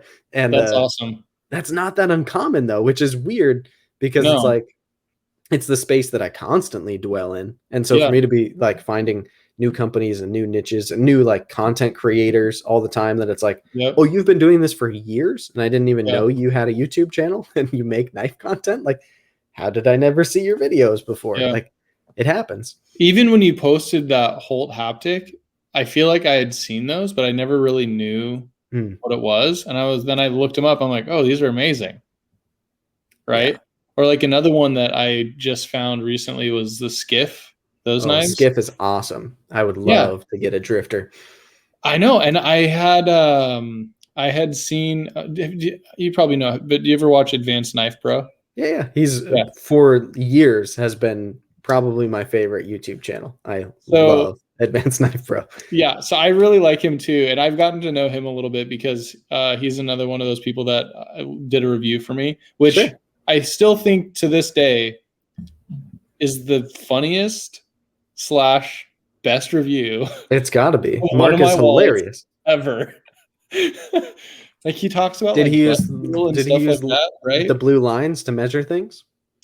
He did, yes. There you go. Yeah, it was. You got to look it up because it's so funny. Like it's so like I don't even care about that he's talking about one of my wallets. It's just like it's hilarious, Yeah. right? And so he did a review on this on like 3 different skiffs, and I was like, I'd heard of skiff bearings, Right. right? I heard because especially in the That's mill, you how most talk people about come those. across them. They're like, yeah, I knew the bearings were a thing. They make knives? Like, That's what? exactly what I thought. Like what? And then the quality of the machining is like unreal. Yep. And like yeah, that so I do love that. But I feel like it's a never ending, especially if you start to get into customs, it's Yeah. a never ending black hole of makers and knives. And then it's like, at least for me, it's like, where does it end? Right. Never. Yeah. The first time I So, realized that was when I went to California Custom Knife Show. And that's a pretty small knife show, right? yeah, Compared to yeah, like Blade Show. And so I went to CCKS. And the first year that I went, I don't think it really hit me because I was pretty new into the idea of like collecting knives. And I'd grown up with knives in my pocket, but it wasn't like yeah, I knew who all these makers were. I knew Benchmade and Cold Steel and Spyderco and like Yep. Kershaw. And so when I went the second year, and at that point I was pretty deep into the hobby. Like I'd been on Instagram posting for a long time now, and I bought and sold a ton of knives, and I had like what I considered at the time a pretty robust collection of just production stuff, but like I had a lot of knives. And walking around that show, it was like, never heard of them, never heard of them, never heard of them, never heard of them. I'd probably heard of, I don't know, maybe like 2 out of 10 of the makers that were there. Yeah. It's like, how do I not know who 80% of these people are? Yeah. And now, like, if I walked through that same show, I'd probably know who half of them are. Yeah. But there's a ton of like these micro makers who some of them aren't even on Instagram. Like they genuinely don't even have an Instagram, and they just sell at knife shows and gun shows, and they're alive and well. It's like it's a bottomless pit seemingly. Yeah, I that's definitely on like my bucket list of things to make someday is a knife. And even if it's just one, you know. Do you want to like you make a knife, or like you design a knife and have it made, or folder, fixed blade? What are we talking? For sure, just making one, like physically being the person to make it. I would love to do that too. Yeah. And I think it would be fun to design one too. I mean, just because I do like them. I don't know if that's something I'll ever necessarily do, but I think that would be fun. And I think that it's more accessible now than probably ever. Right. And so, you know, I wouldn't say never, but physically being the one to make it definitely was something that, like, you know, I would love, like forged in fire style, right? Like, I've been thinking what they should do is, because, you know, I watch Forged in Fire, and I'll think to myself, that doesn't look too hard, right? Yeah. I've watched enough of them. I know the mistakes people make. They make the same mistakes. Right. So I've had this thought of like, what they need to do is have a series where the people aren't knife makers and they come on and make a knife. It's probably too dangerous is the reason why they don't do it. But I know how to. I've used a welder. I've used a grinder. Like, come on. I'm just saying, you have to have a baseline skill set. Let's just say that, right? But I feel like that go through some tryouts. I feel like that would be one very comical, because I know that it's not as easy as it looks. Oh yeah. And so in my head, I'm like using a power hammer, and it's like perfect. But in reality, it would just be like splattering everywhere. Yeah. You know, that's like thinking because I made dinner tonight, I can go on Iron Chef America. It's like, not necessarily the same thing. It works great in my head though. Like, that's the thing. Like, I would do it if they did an amateur Forged in Fire episode. Count me in. Sounds like a blast. Yeah. Okay, I feel like we could make it happen. Like, between our reaches, we could make it happen. If we combine forces, like one mega lower middle class influencer. Where I live now, we're in a fairly small apartment, and it's got like a little backyard on it, but it wouldn't really work. And then like we have a carport, but it's not enclosed like a garage. And in our next place, the plan will probably be to have an actual garage. And I would love to just get like belt sander, a grinder, a drill press, like some fairly simple things. And then just like, even if it's just purely for enjoyment, not even necessarily to like sell these knives. Like, I would love to do that, and then to be able to say that I've tried it, and I'm sure gain a gigantic dose of respect for the people who do it incredibly well. Because it's especially, I think it would be informative for me as a reviewer who's like critiquing people's work constantly. I totally get it when makers get frustrated at reviewers who are like, do you know how hard I worked on that? Do you know how much thought went into that for me? And then you're like, I don't like this little thing on it, so it's not my favorite. Like, get out of here. That's got to be so frustrating. And so between that and then now like designing a knife and having it doesn't slurp the knife in. Right. Yeah, like the Grimsmos must hate me. But it's like, yeah, obviously I look at it a different way because Yeah. I'm comparing it to other knives that do that and do Yep. it well and cost less. And so to me, it's fair to say it should Yeah. do that. But like, yeah, it's this interesting thing where It I think the is. more experiences you have, where you get deep into the weeds and Yeah. try something, it's going to teach you a lot and it's Yeah. going to change your perspective. And I would love to have that, you know.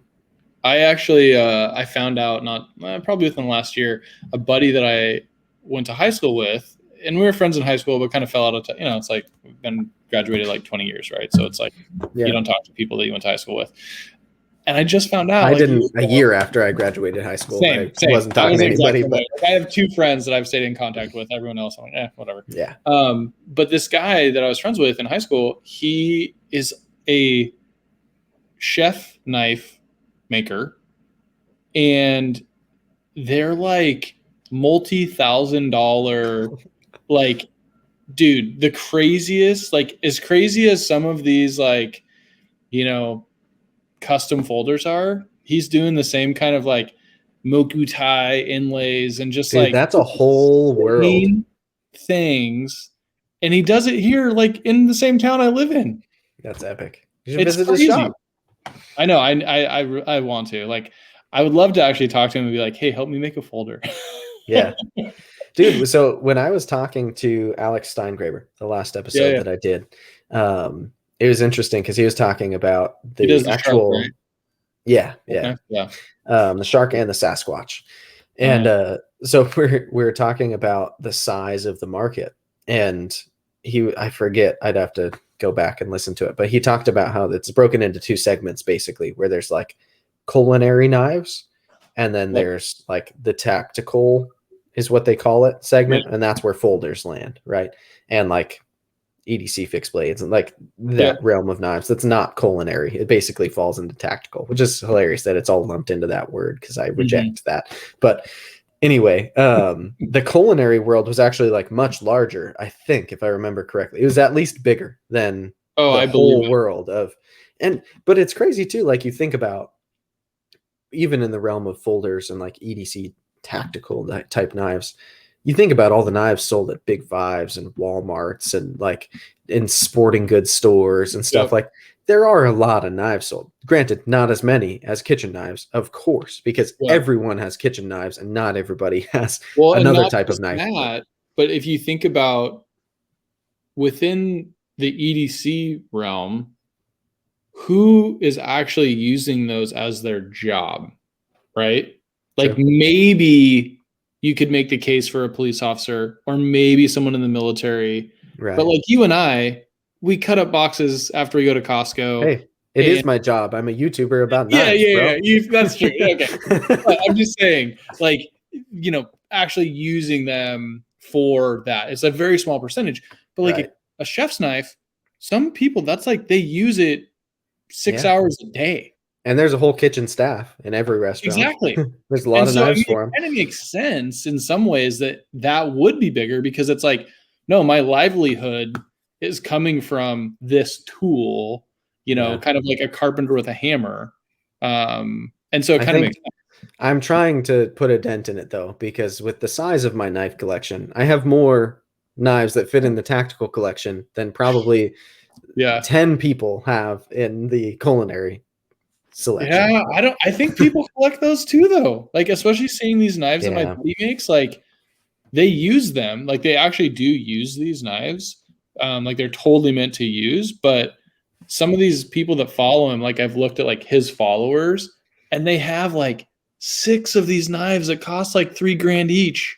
And they Yeah. have this, like, knife roll, and they're all in there. And I'm just like, oh my God, like, that's crazy, It's bananas, man. It's crazy. I But I can love say though, like now that I have this nice custom kitchen knife that CJ Miller that. made for me, it it's a big difference. Game changer.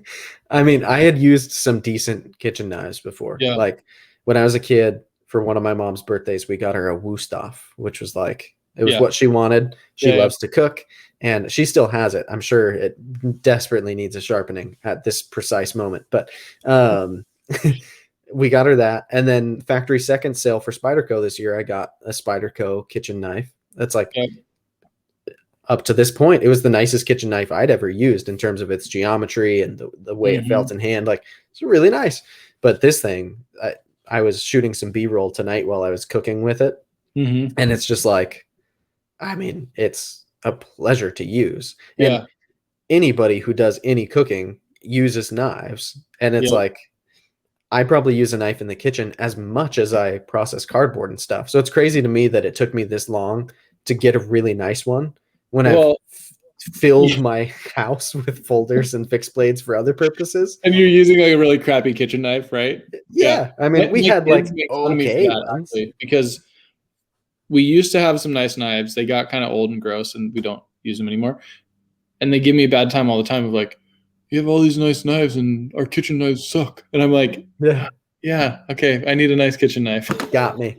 Yeah, it's I don't have like I like to be a pretty logical thinker, and it's like it's illogical that I have Not, yeah, this much money in this case right now, and it took me years of being in the hobby of knives to yeah, get a nice kitchen knife. It's like, why? I yeah. mean, I think we've bought kitchen knives. My wife and I will be married 19 years this year, and we still have the original set that we got as a wedding gift. nice. And they were mediocre then, right? So they're It's like, because they're so sentimental. Come on. oh, sure, yeah. I mean, that knife block is like premium maple, you know? Yeah, we have like a KitchenAid knife block, which is like it's okay. You know, it's Yeah, like $100 knife block for yeah, 6 steak knives, and then like I don't know, 5 bigger knives. yeah, And it's like a bread knife and scissors. And it's like yeah. they're fine. I've And one sharpened of those the main one once, long but sharpeners that you no, thank no? goodness it doesn't have that. Oh, I love that thing. You use the rod sharpener? Only on my kitchen knives. I'll just put them on the KME. I don't have one. I'm not as cool. You're not bougie. So No. what I've started doing ever since I got the Spyderco one is I'll actually just strop it like Oh, nice. once a week or so. If I'm Yeah, stropping something else, I'll just like grab that and I'll strop it, and I'm just keeping that edge going because like kitchen knives, I don't know. It's fun for me to sharpen my folders because I feel like I'm like bonding with them, yeah, I which agree. is funny to say, but I like agree. it does. And with the kitchen knives, it's still like I enjoy the task of sharpening, but it's a big long edge a lot of the time, and it's Yeah, like it's not as fun for me as sharpening yeah, my folders or a fixed blade that I take outdoors. You know, like that makes yeah, me feel more connected to it. And the kitchen knives, I don't know. Now with the really nice one, I'm going to enjoy it when the time comes to sharpen it, to put yeah. my edge on it and, do the whole thing. Nice. So So, for you, there's been woodworking, yep. there's leatherworking, there's knives, there's firearms we've admitted to.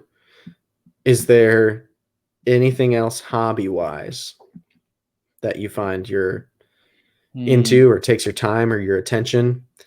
Because I I mean, find most people that I talk to on this podcast, because of what it is and who I am and what I do, yeah, it's a pretty singular focus. Like there's the hobby and then there's like what you do. And sometimes that's what you do within it, or it's like you have a yeah, job and then this is what you spend your time on. But I don't know. yeah. I mean, other than I like to say that I like to work out. Right.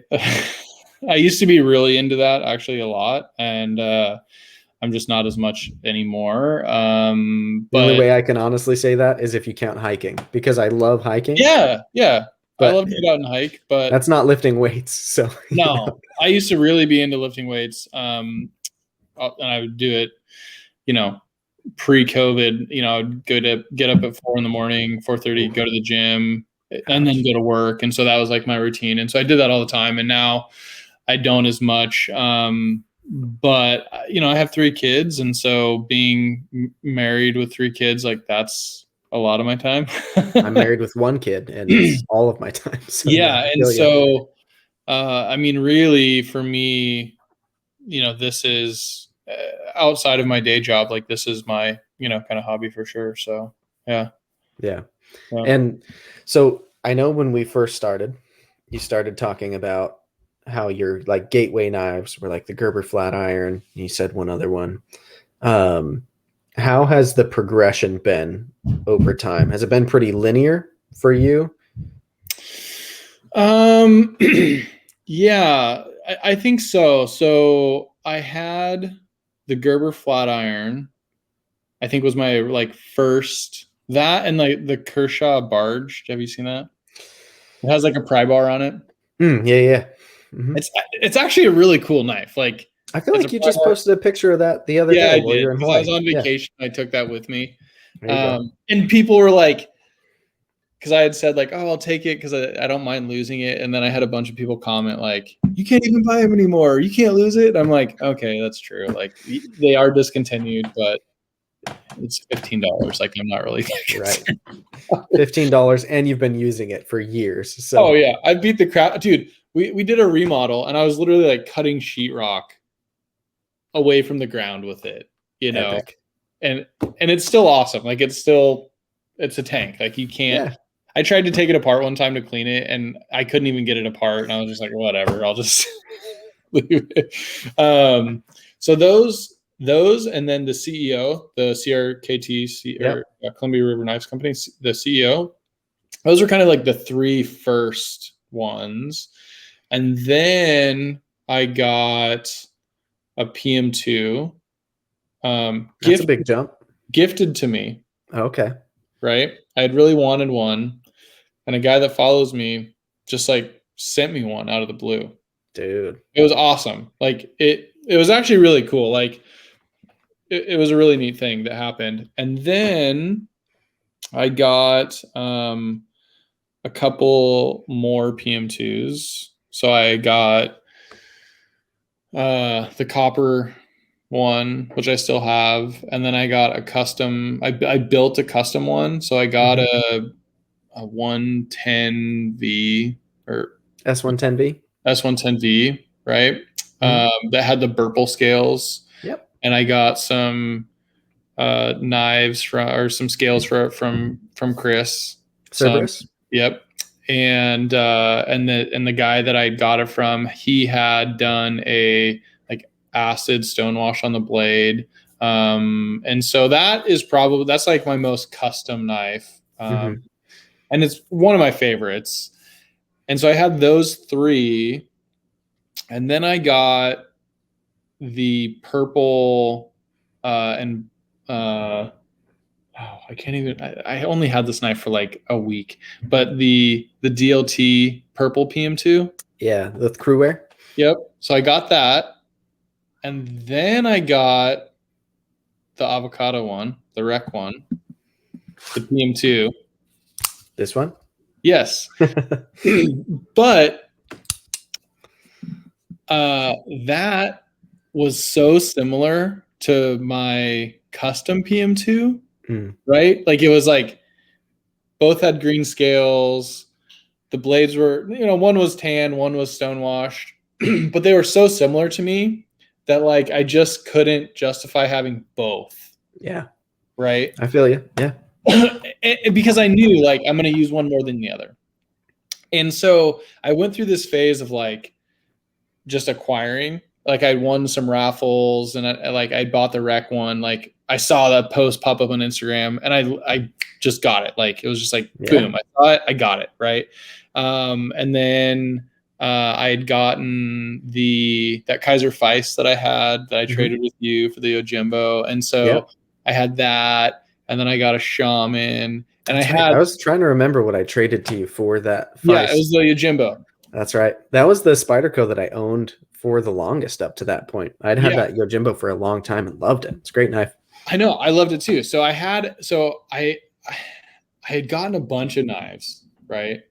And it was a fairly like steep like curve, right? I went from these like cheap ones to like boom, I'm up in the Yeah. $200 range. And then I got to the point where I was like, okay, I have to have a one in, one out policy now.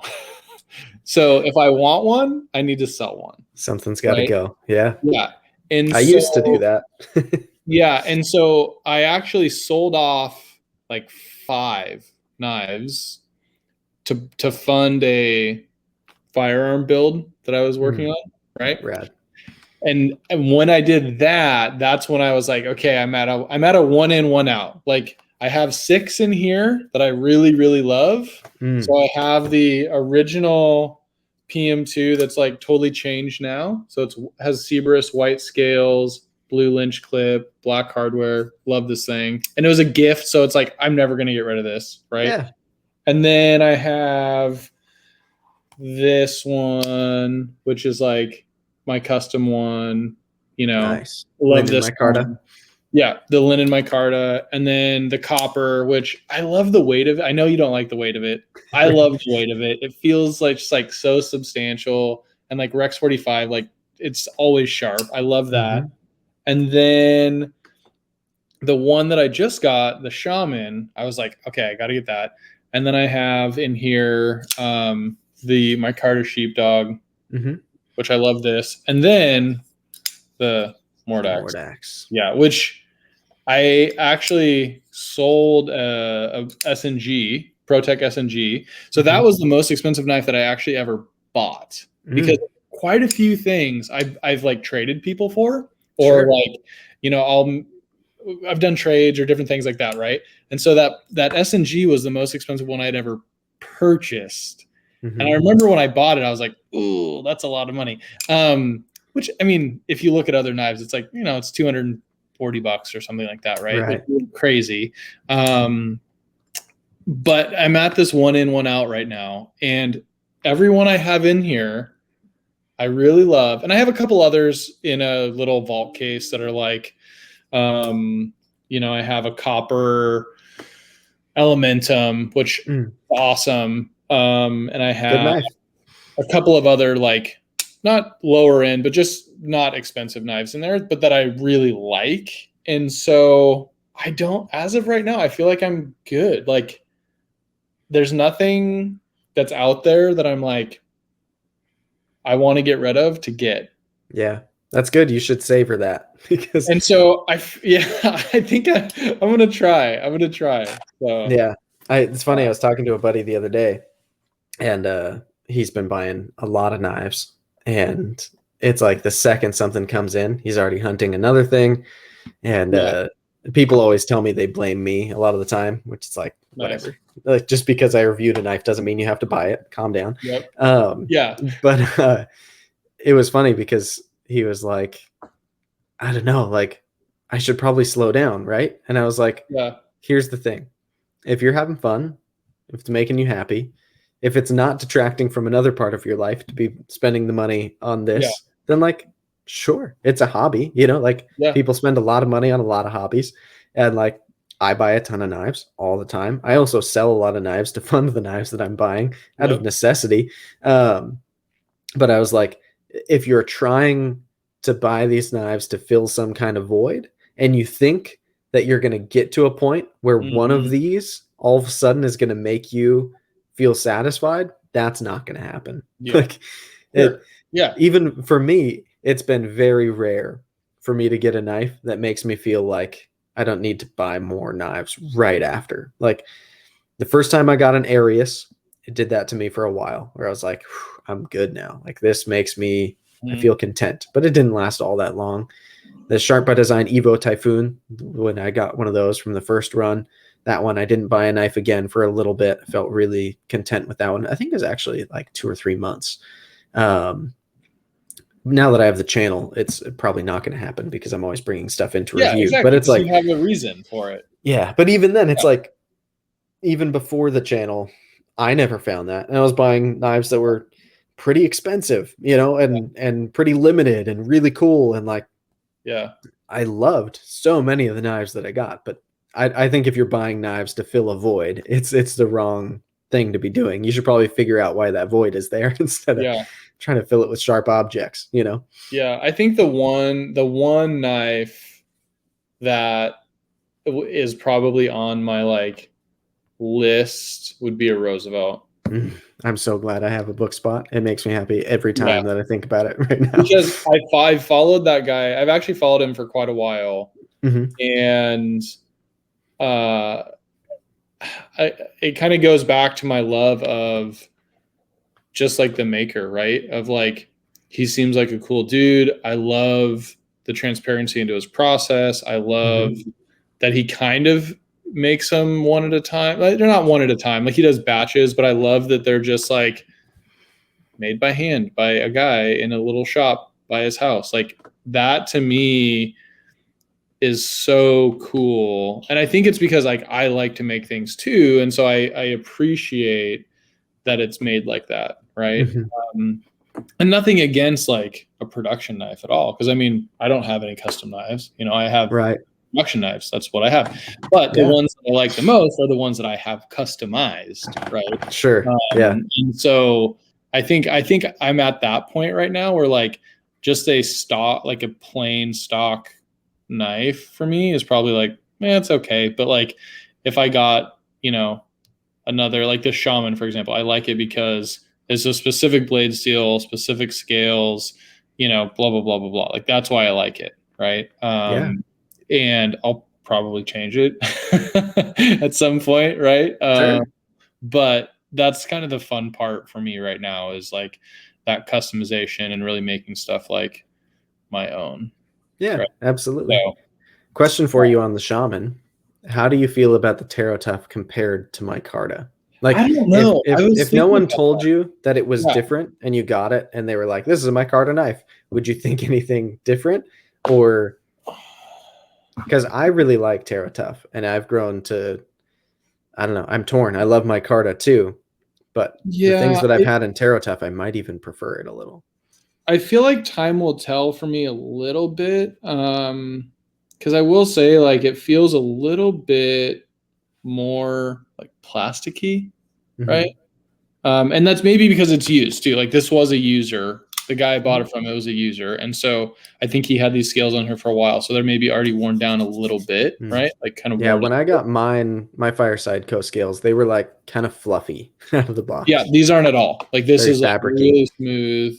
And so it might, I don't know. Time will tell for me because I do really like my Carta. For this honestly the same reason I love leather is that it ages and changes as you Hmm. use it. Um, And it's a so warm material. It yeah, feels, yeah. yep, exactly. And so this feels a little bit more, just a little bit more plastic, not a lot. But I was actually just thinking about that today. I was driving and I had it in my hand as I was driving, and I was Yeah. like thinking, I was kind of like rubbing it like this, thinking like, I don't know how I feel about these. Like, I like how they look, but it seems like, and then the other thing too that I noticed is there's no like contouring, like it's just perfectly flat. Where like the other scales, I feel like there's a slight bevel. I might Mm. be wrong, but I feel like the burnt orange scales have just a tiny bit of a bevel. Do they, or are they No, flat? now I wish I had my shaman next to me. So I have right now, I actually have two shamans, which it's been a while since I've had two. I have the Tree Rex, which is currently wearing some Cerberus skinny scales that are dark Nice. matter Yep. with like honeycomb on them. Love those scales. But it was in the Fireside Co scales for a long time. I called it the C Yeah. Rex. It was a whole thing. I love that knife. Yeah. I think those are pretty flat faced, but I have a G10, the Cutlery Shop Shaman that I just got that's in, and I do think they are a little bit rounded. Like Yep. the scallops around the edges feel the same to me, Yes. but yeah, But it does it's feel not like the perfectly flat. face of it. Yeah, the Yeah. face of it is a little That's bit round on the factory. And I think that I like the feel of that a little bit better in hand, like this.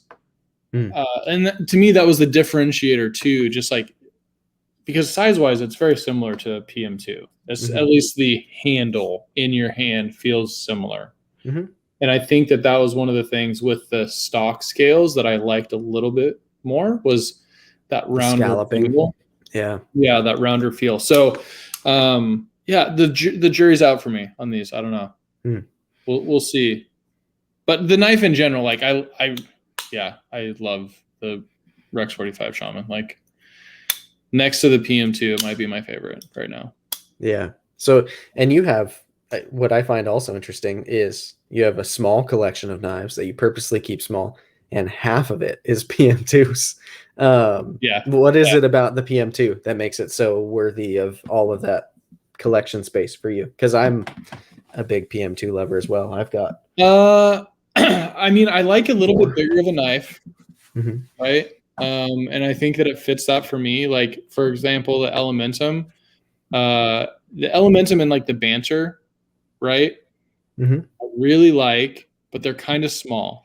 I've had now two pair of threes Hmm. less than a week. Like I got it and got rid of it because I'm like it's too small. Like I don't like it in my hand. It doesn't feel good. Mm. The feel of it doesn't. And I think for me, like the feel of the PM2, it's substantial enough that like I could do anything with it that I want to do. Hmm. But it's so light. Well, not the copper one. The other two that I have are so light that they just disappear in your pocket. You don't even know you're carrying it. Yeah. And so I think that's what I like about it. And then the customization of the ones that I have made me want to keep them because I've had a couple other PM2s, like I said, and I've gotten rid of them, right? Hmm. But the three that I have are, and yeah, it's probably a third at least of my overall collection is PM2s. But each one of them is like kind of special to me in its own way. And so Sure. that's why I'm like, yeah, I love those. I'm not going to get rid of those specific ones. Yeah. I like the way you talked about the pair of three because for me, I went through it like the opposite way. I started with the pair of three, Yeah. and the first one that I got, I won from Smoky Mountain Knife Works and just an Oh, Instagram no. giveaway. And it was a Blurple S110V pair of three. And I Yep. hadn't owned any Spyderco's other than maybe when I was a kid, like some cheap backlock, I don't know, whatever models. Yeah. I don't like backlocks. That's a thing about me. But Same. I They yeah, didn't so do I anything for me. I had been thinking about trying a Spyderco, and at that point, I had like a couple of ZTs. I think I had I'd had a couple of Benchmades. I don't know if I had had any like right at that moment, but like I'd been kind of playing in that range, right? And Spyderco was Yeah. kind of next, and people were telling me like, try a Delica. Everyone loves a Delica, and I was like, screw you with your plastic backlocks, Yeah. Spyderco. Like, get out of here. And then I won that one, which was perfect because it was like the pair of three was the one that was kind of at the top of my list. And I got it and I loved it. Thought it was fantastic. And then I ended up, I think I traded that one for, it was either a different pair of three or for another knife that I ended up trading for a pair of three. And then I Mm-hmm. went through this series of pair of threes. Like I had the Rex 45 burnt orange one. I had the Cutlery Shop black XHP with orange scales. I had I had that one too. I'd had a few, and then ultimately I ended up with the Maximet one after a while. But I just like I was going through a pair of threes, and I really liked them, Yeah. and then ultimately it took me a while to finally try the PM2 because I thought like the pair of three is the one for me. I love this knife. I wouldn't Mm-hmm. change anything about it. And then I got my first PM2, and I bought a DLT, the like light tan with 20 CV blade, Oh, yeah. Yeah. and it was like immediately I was like, what have I been doing with the pair of three? Like Yeah. I Yeah. like the knife, and I still have my Maximet one. I carry it as a secondary a Yep. lot of the time, and right now it's wearing Cerberus skinny scales, which I still need to review. And this is a great knife, and for me, Maximet on a pair of three is the perfect steel for the way I use a pair of three. But Mm-hmm. now I Mm-hmm. have three regular PM2s and a Warncliffe PM2, and Yeah. like and that's Yeah. because I've sold some. And the ones that I'm down to, it's like I don't really want to get rid of, but I'm not usually even a big multiples guy. But I'm with you. Yeah. Something about the PM2, and then having some that are made my own, or like the rec exclusives because I love those guys and I Yeah. like the way they look and the steels they come in. It's like Yep. I don't want to get rid of those. I want to keep them. Yep. Yeah. I'm that's the thing for me is like uh the three that I have, I don't feel like I need another one, right? Because each Mm-hmm. one that I have is a little different, and so I'm like I'm good on the PM2s. I don't need another one. Yeah. Um, like that green and black one that just came out a couple weeks ago. I think it was maybe it was Oh, S90V one. Yeah. yeah, that one. I was like, ooh, I really like that color combo, but then I'm like, I'm good. Yeah. You know, See, like, I like it too, and I was like a little bit tempted, but it was I like was tempted, dude. if I really want that, I went to the point of like I was on the site ooh. and it was there, and I was like, okay, close. Like, I could just blade swap my rec PM2s and yeah, then I'd exactly, and have that's that what I color could have kind of combo. done too, right? Like I have a black blade and green scales so I could make one that looks similar. But I'm good. Like, yeah, I'm good. So, yeah. Yeah, I do enjoy too. Like, I think part of why I really liked having a whole list of Para 3s and now PM2s is because it has been a fun way for me to try a lot of Yeah. steels. Yep. And with them being like a pretty inexpensive way, oftentimes the most inexpensive way to try a really high tier steel, it's a lot of fun for that reason. But Mm-hmm. I also, yeah, I rarely feel like I've sold more than I currently have for Yeah. sure. So I don't Yeah. always feel like I need to keep them just because I've tried them out, but it can be a lot of fun in that way to hunt the Yeah. steels down. But yeah, I've had S90V before. I didn't need a PM2 in it. Yeah. The same. Yep.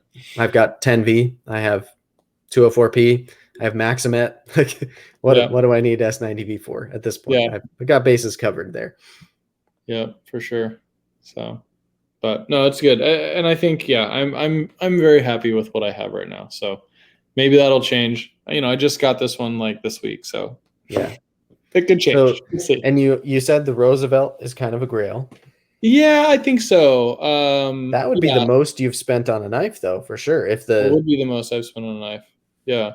Would that be difficult for you to pull the trigger on with how much it is, or would you just Um, I don't know. I don't know. I feel like if I had the opportunity, I feel like if it was the right opportunity to pick one up, um, I would I would do it. Well, I hate to break it to you, but on the secondary, there aren't very many right opportunities without I know paying that's what I'm three saying. times the value. Yeah. No, I feel like it would have to be the kind of thing where because I've talked to the guy that runs that a couple of Mhm. times, and I feel like it would have to be the kind of thing where it was like I was talking to him, and he's like, "Hey," and again, this is just me like imagining a situation, right? Where he's like, "Hey, I know you love this. Would you want to get one? I have one." I'd be like, "Yeah, dude. Like, I'll totally, right?" Like, Yeah. and then I would probably frantically sell like a different knife just to like fund that one, right? So, Sure. um, but yeah, I mean, I think I feel like that's the kind of knife that I would want to at least like hold before I pulled the trigger on it. Hmm. But that's hard to do, Very. Yeah. in, So I right? was floored to have a loaner of it. And Yeah, even before having the loaner from Jason, I like it was already on my list because I'd heard only yeah, good things about it. They looked cool. I liked the styling. The maker yep. seemed cool. The base price on them is, I think, pretty I think it's reasonable great. I compared mean, to, dude, yeah, yeah, someone was asking me yesterday. They were like, well, if you're not super okay with Grimsmo's steel choice, then what about Oz Machine Co? And I was like, I mean, first of all, Zfinit and CPM 154 are pretty different animals. I yeah, do think Zfinit it would not be my first choice for on that sure, knife. It's like its focus is corrosion resistance. And to me, generally, corrosion resistance isn't the most important thing. And yeah. if it is, then I have knives like Well, it's the also though Drift. because you live where you do. Sure. Someone who But I lives in mean, like the South where it's super humid, just carrying it. I mean, I was talking to a guy who literally had a D2 uh, knife in his pocket, and it was rusting in his that's because pocket. D2 sucks. But I know, but no, but I'm just saying, like, yeah. so No, I that, get you. I mean, and to be honest, like I love having Vanex in my collection. yeah, LC200N, which is what Zfinit is a great steel, and I like it. And yeah, like, uh, my point was more like Grimsmo charges twice as much as the base price at Oz, yeah, and he's using a better steel than they are. So like, would I love it if he offered a steel that was like super edge retention focused? Yes, I think if I had the choice between Zfinit and something like S90V for that knife, I'd probably take S90V because the way I would carry it and use it, yeah, that would suit me better. But Zfinit is like, I, I feel like at a $500 base price, a so pretty decent solid. steal on a knife of that caliber. Yeah, Um, I don't know. Again, I would love it if he used even M390 or something like just a yeah, balanced, good, like still pretty stainless. Like that could make a lot of sense. But he uses Zeef in it, and it's a pretty cool steel that has a unique feature at least that Yeah. makes it a talking point. And it's like it won't rust. Great. Like that's a cool thing I about think it. he's the kind of person too that because he's small can pivot to a new steel fairly easily at some point. Yep. And probably will. Yeah, I can't see a reason why he wouldn't, other than maybe he just really, really loves Zeef in it. Yeah. But yeah, he's also, I don't know, I get the vibe from him. I haven't talked to him really personally. I've sent him the videos that I've done and we chatted a tiny bit. And I was hoping he would say, here's a book spot if you want it. That never happened. I had to get one like everybody else. But I feel like just watching like when he's in the shop and the way he looks at machining, the way he's like setting everything up, I don't think he's like afraid of materials either. You know, he seems like the kind of guy who nerds out on that kind of stuff. So yeah. Maybe that'll happen at one point, but I don't know. It is a crazy, crazy market on those. I've had people offer me like bro deals on them, and it was way, way, way more than I was willing to spend on one. Yeah, they're like tripling in value, which is bananas. This production run might be a little less though, because he's going to make them a lot quicker. He's going to make them with less options. They're going to be less unique, each still somewhat unique, but he's also like changed the process a little. So the blades aren't being ground by him. They're being ground externally and then brought in. So like there's some changes, but there's no way that they won't still be like, if you get a base $500 one, there's no way that someone's not going to pay you $1,000 for that knife if you want it immediately. Well, and I think that's the thing about like buying something like that is I know that if I needed to sell it or wanted to sell it, it would sell, right? Like it's not gonna, you're not stuck with it. Yep. I don't buy things to sell, but it helps me feel much more comfortable pulling the trigger when I know if I need to, you can. I'm not going to lose out, you know? I know. I told my wife, I was like, hey, if I ever like die, just sell all this stuff and you'll get like a good amount of money. Right. I won't tell you how much, but make sure you talk to one of my friends who knows what everything is worth before you list any of it. Yeah. Don't just put them on Craigslist. Yeah. That's, that would be brutal. I feel like I've seen memes about that where it's like, if I die, if you're selling my gun collection or my knife collection, yeah. For sure. And it's going to be more than I told you it was when I bought it. Well, it's an investment. It goes up in value. Come on. Yeah, that's how it works. Duh. So don't you know economics, babe? Come on. Yeah, seriously. Oh man. So for Redeemed Creations Co., is there like a vision for a future for it? Is it something that you'd ever like to make more than what it is now? Or do you feel like you're happy keeping it as your, like, you work your day job, this is a fun side hustle that you enjoy, you're pretty passionate about it? Would it ever be a thing where leatherwork is your full-time gig? I could see it happening, right? I mean, I follow enough like larger people and like, you know, have seen kind of the trajectory for them. And I think that it's something that could potentially happen. I think that there's more room for me to streamline and like cut the process down for certain things, where I could like up my productivity without having to make it a full-time thing still, right? Like there's certain things I could do still milk more out of it. Yeah, certain tools that I could get that, they're a lot up front, but it would really save me time and money, right? Like, I mean, for example, like my trays, like I hand cut all my trays still. I could get a die and a bigger press and cut those, you know, and they would be the exact same quality, but there you go. This one is dope, by the way. Yeah. So that's an actual like military like jacket. It's so legit. I got it Walmart or Goodwill. No way. Yeah. And you just cut it up and I made like 5 of them. So. It's so legit. Yeah, I love this thing. I've loved this one already.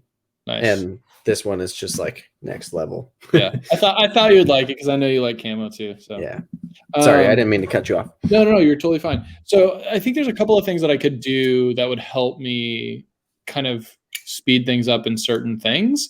And I've told myself that if I got to the level where I was like matching my salary, right, for 6 months, then I would be like, okay, now's the time. Yeah. And I got that number from another maker who I had listened to on a podcast, and I was like, ooh, I really like that. Like, I'm not necessarily going to make that my goal. Like, this has to happen, but if it does happen, then I would be like, okay, this is good. Because, I think one thing, I don't know, I'm not super young, right? I've been around for a little while, and I know people who own their own businesses, and I've been a part of big businesses and small businesses. And so I think the idea of owning your own business and it being the only thing is really, really cool. It's glamorous. It's very glamorous, but it's also really stressful, and Right. In application, it's you much less don't have health glamorous. insurance, and you don't get a 401k, and like there's these things that just you don't get, right? And so for me, and I love my day job. Like, I actually legitimately really like what I do. I'm a recruiter, so just I've thrown that out there. So I for like technology companies, right? So I geek out on like that, and I like it, and it's fun.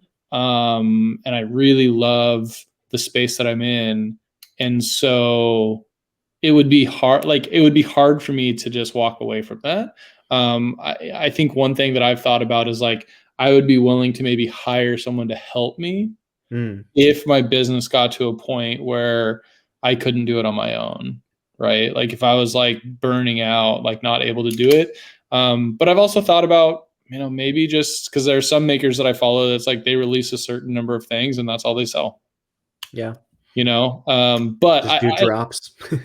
yeah, just do drops. Exactly. And I don't want to do that. Because I like just having stuff available for people to buy. And I think, at the low, I still have some room to squeeze stuff out before I really would have to make a decision one way or another. But yeah, so that's not really an answer, but That's fair. No, I followed you the whole time. You weren't just like blowing smoke. I yeah, think it was an answer. it's something I think about often. I will say Yeah. that, like, And some things aren't yes or no. So well, and that's here's totally my fine. other thing, and this is what I've done from day one, is I kind of just take it a day at a time, and I just ask myself, am I enjoying it? Right.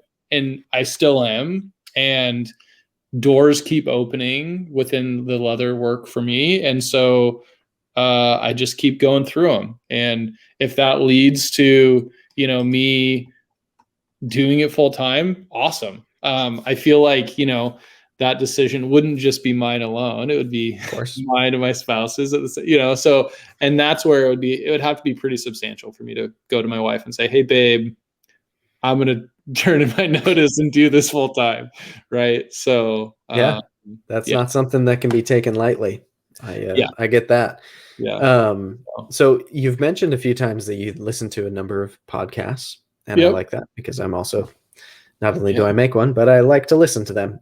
So what are some of your favorites? And are they just, I know you've said you listen to some that are like entrepreneurial guys or like business related. Do you listen to some EDC ones? Do you have favorites?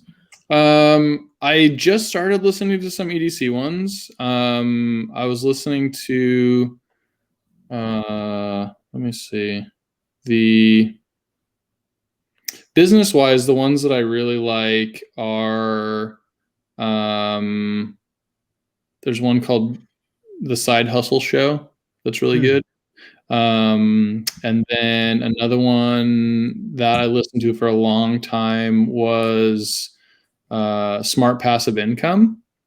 And he does a lot more now of like courses and things like that, which it's cool, but it's not my jam necessarily. But some of the like things that he talks about, the principles, are good. But one of my favorite like marketing kind of business ones it's called Small Business Big Marketing. I partially love it because the guy's Australian, and so just like listening to his voice is really cool. But he also has really good stuff to say And then EDC wise, there's one that I just started listening to called Lost Trade, and this guy's a saddle maker, and he interviews, maybe not EDC, leather kind of stuff, but Sure. he interviews other makers, and like leather makers, and that's been a kind of cool one just to hear about like other people's business. And then probably the most EDC one that I've listened to is Gearing Up, Hmm. that's a pretty good one. I really like. He had a couple of really good interviews that I really like listening to. So Yeah, I feel like I listened to yeah, one of his interviews. I can't remember who the guest was, but I remember seeing that he had a guest on that I really wanted to listen to. I listened to that one. But for some reason, I don't think I'm subscribed. I need to listen to that one more. yeah. It's Well, funny. I feel like part we of had why I Casey made a Lynch on podcast. there, Oh, okay. which I don't feel like he does a lot of that kind of stuff. He doesn't seem to. Yeah. No, and so he's kind of this like reclusive guy, right? Mhm. That everyone loves and talks about, but I don't feel like anyone's ever really talked to him, right? But I've talked to him on the phone. There you So go. Okay. yeah, I know. Maybe He's I'll invite him on here. Washingtonian. Yeah, he's a cool guy. He's a great dude, man. Like, It's funny. I always say every time that I'm unboxing one of his clips or something for a knife, I'm oh, always like, everybody I know who knows this guy talks about how nice he is, how cool he is. Anybody who ever has like anything customer service related comes back with yep, a cool story about how great Casey Lynch is. And I've never had a reason to talk to him. So I never have. yeah, I've never slid into his DMs because like all my orders have been correct. Like what do yep, I have no reason to talk to the guy, but like he's one of those people in the community who consistently I just hear very positive things about. So yeah, I would love to talk to him at one point and just yeah. say that. It was actually really cool. I had done the mats for him. I told him because I ordered. He wanted to do another run, and I was like, "Hey, dude, I'm going on vacation, so I'm probably not going to start on him until I get back." And he's like, "Take your time. Like, don't worry about it." Well, he had a drop for those beads, Mm-hmm. right? And I'd ordered those, and he had put in my order like a special note that was like, "Hey, dude, enjoy your vacation." Right. And like, I Yeah. didn't even tell him, like, "Oh, hey, by the way, I just ordered beads." It was just, he just figured it out. Yeah. And it's just things like that, I think, that, make people, well, and also when you work with a maker that like just does the right thing, right? Mm-hmm. Like, oh, I ordered something and it's not right. Okay, here's something new, right? Right. And, I mean, I've done that before where someone ordered something, especially, dude, it happened around Christmas a lot. People are like, "Oh, I ordered something and it's lost in the mail." And Mm-hmm. it's like, "Okay, I'll send you a new one." Like, and if the other one shows up, give it away, or, keep it, enjoy both. Like, I don't care, right? That's fine.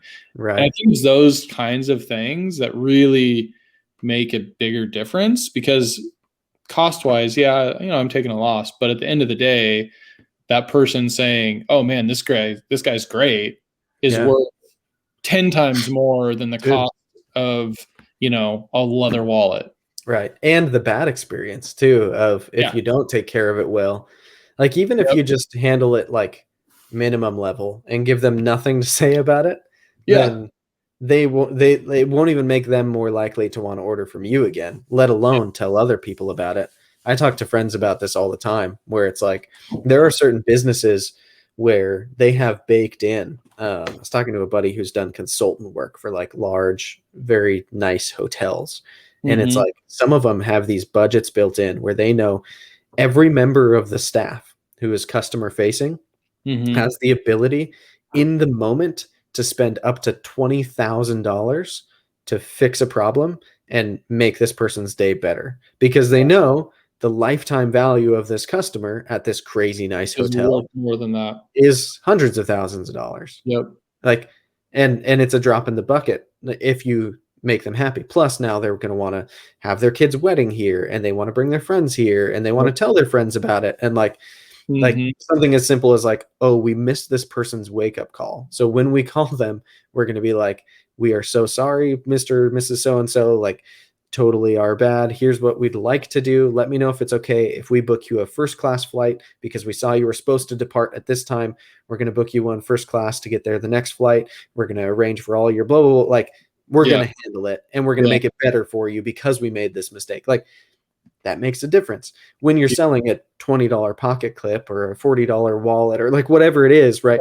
There's less less margin to be able to Yep.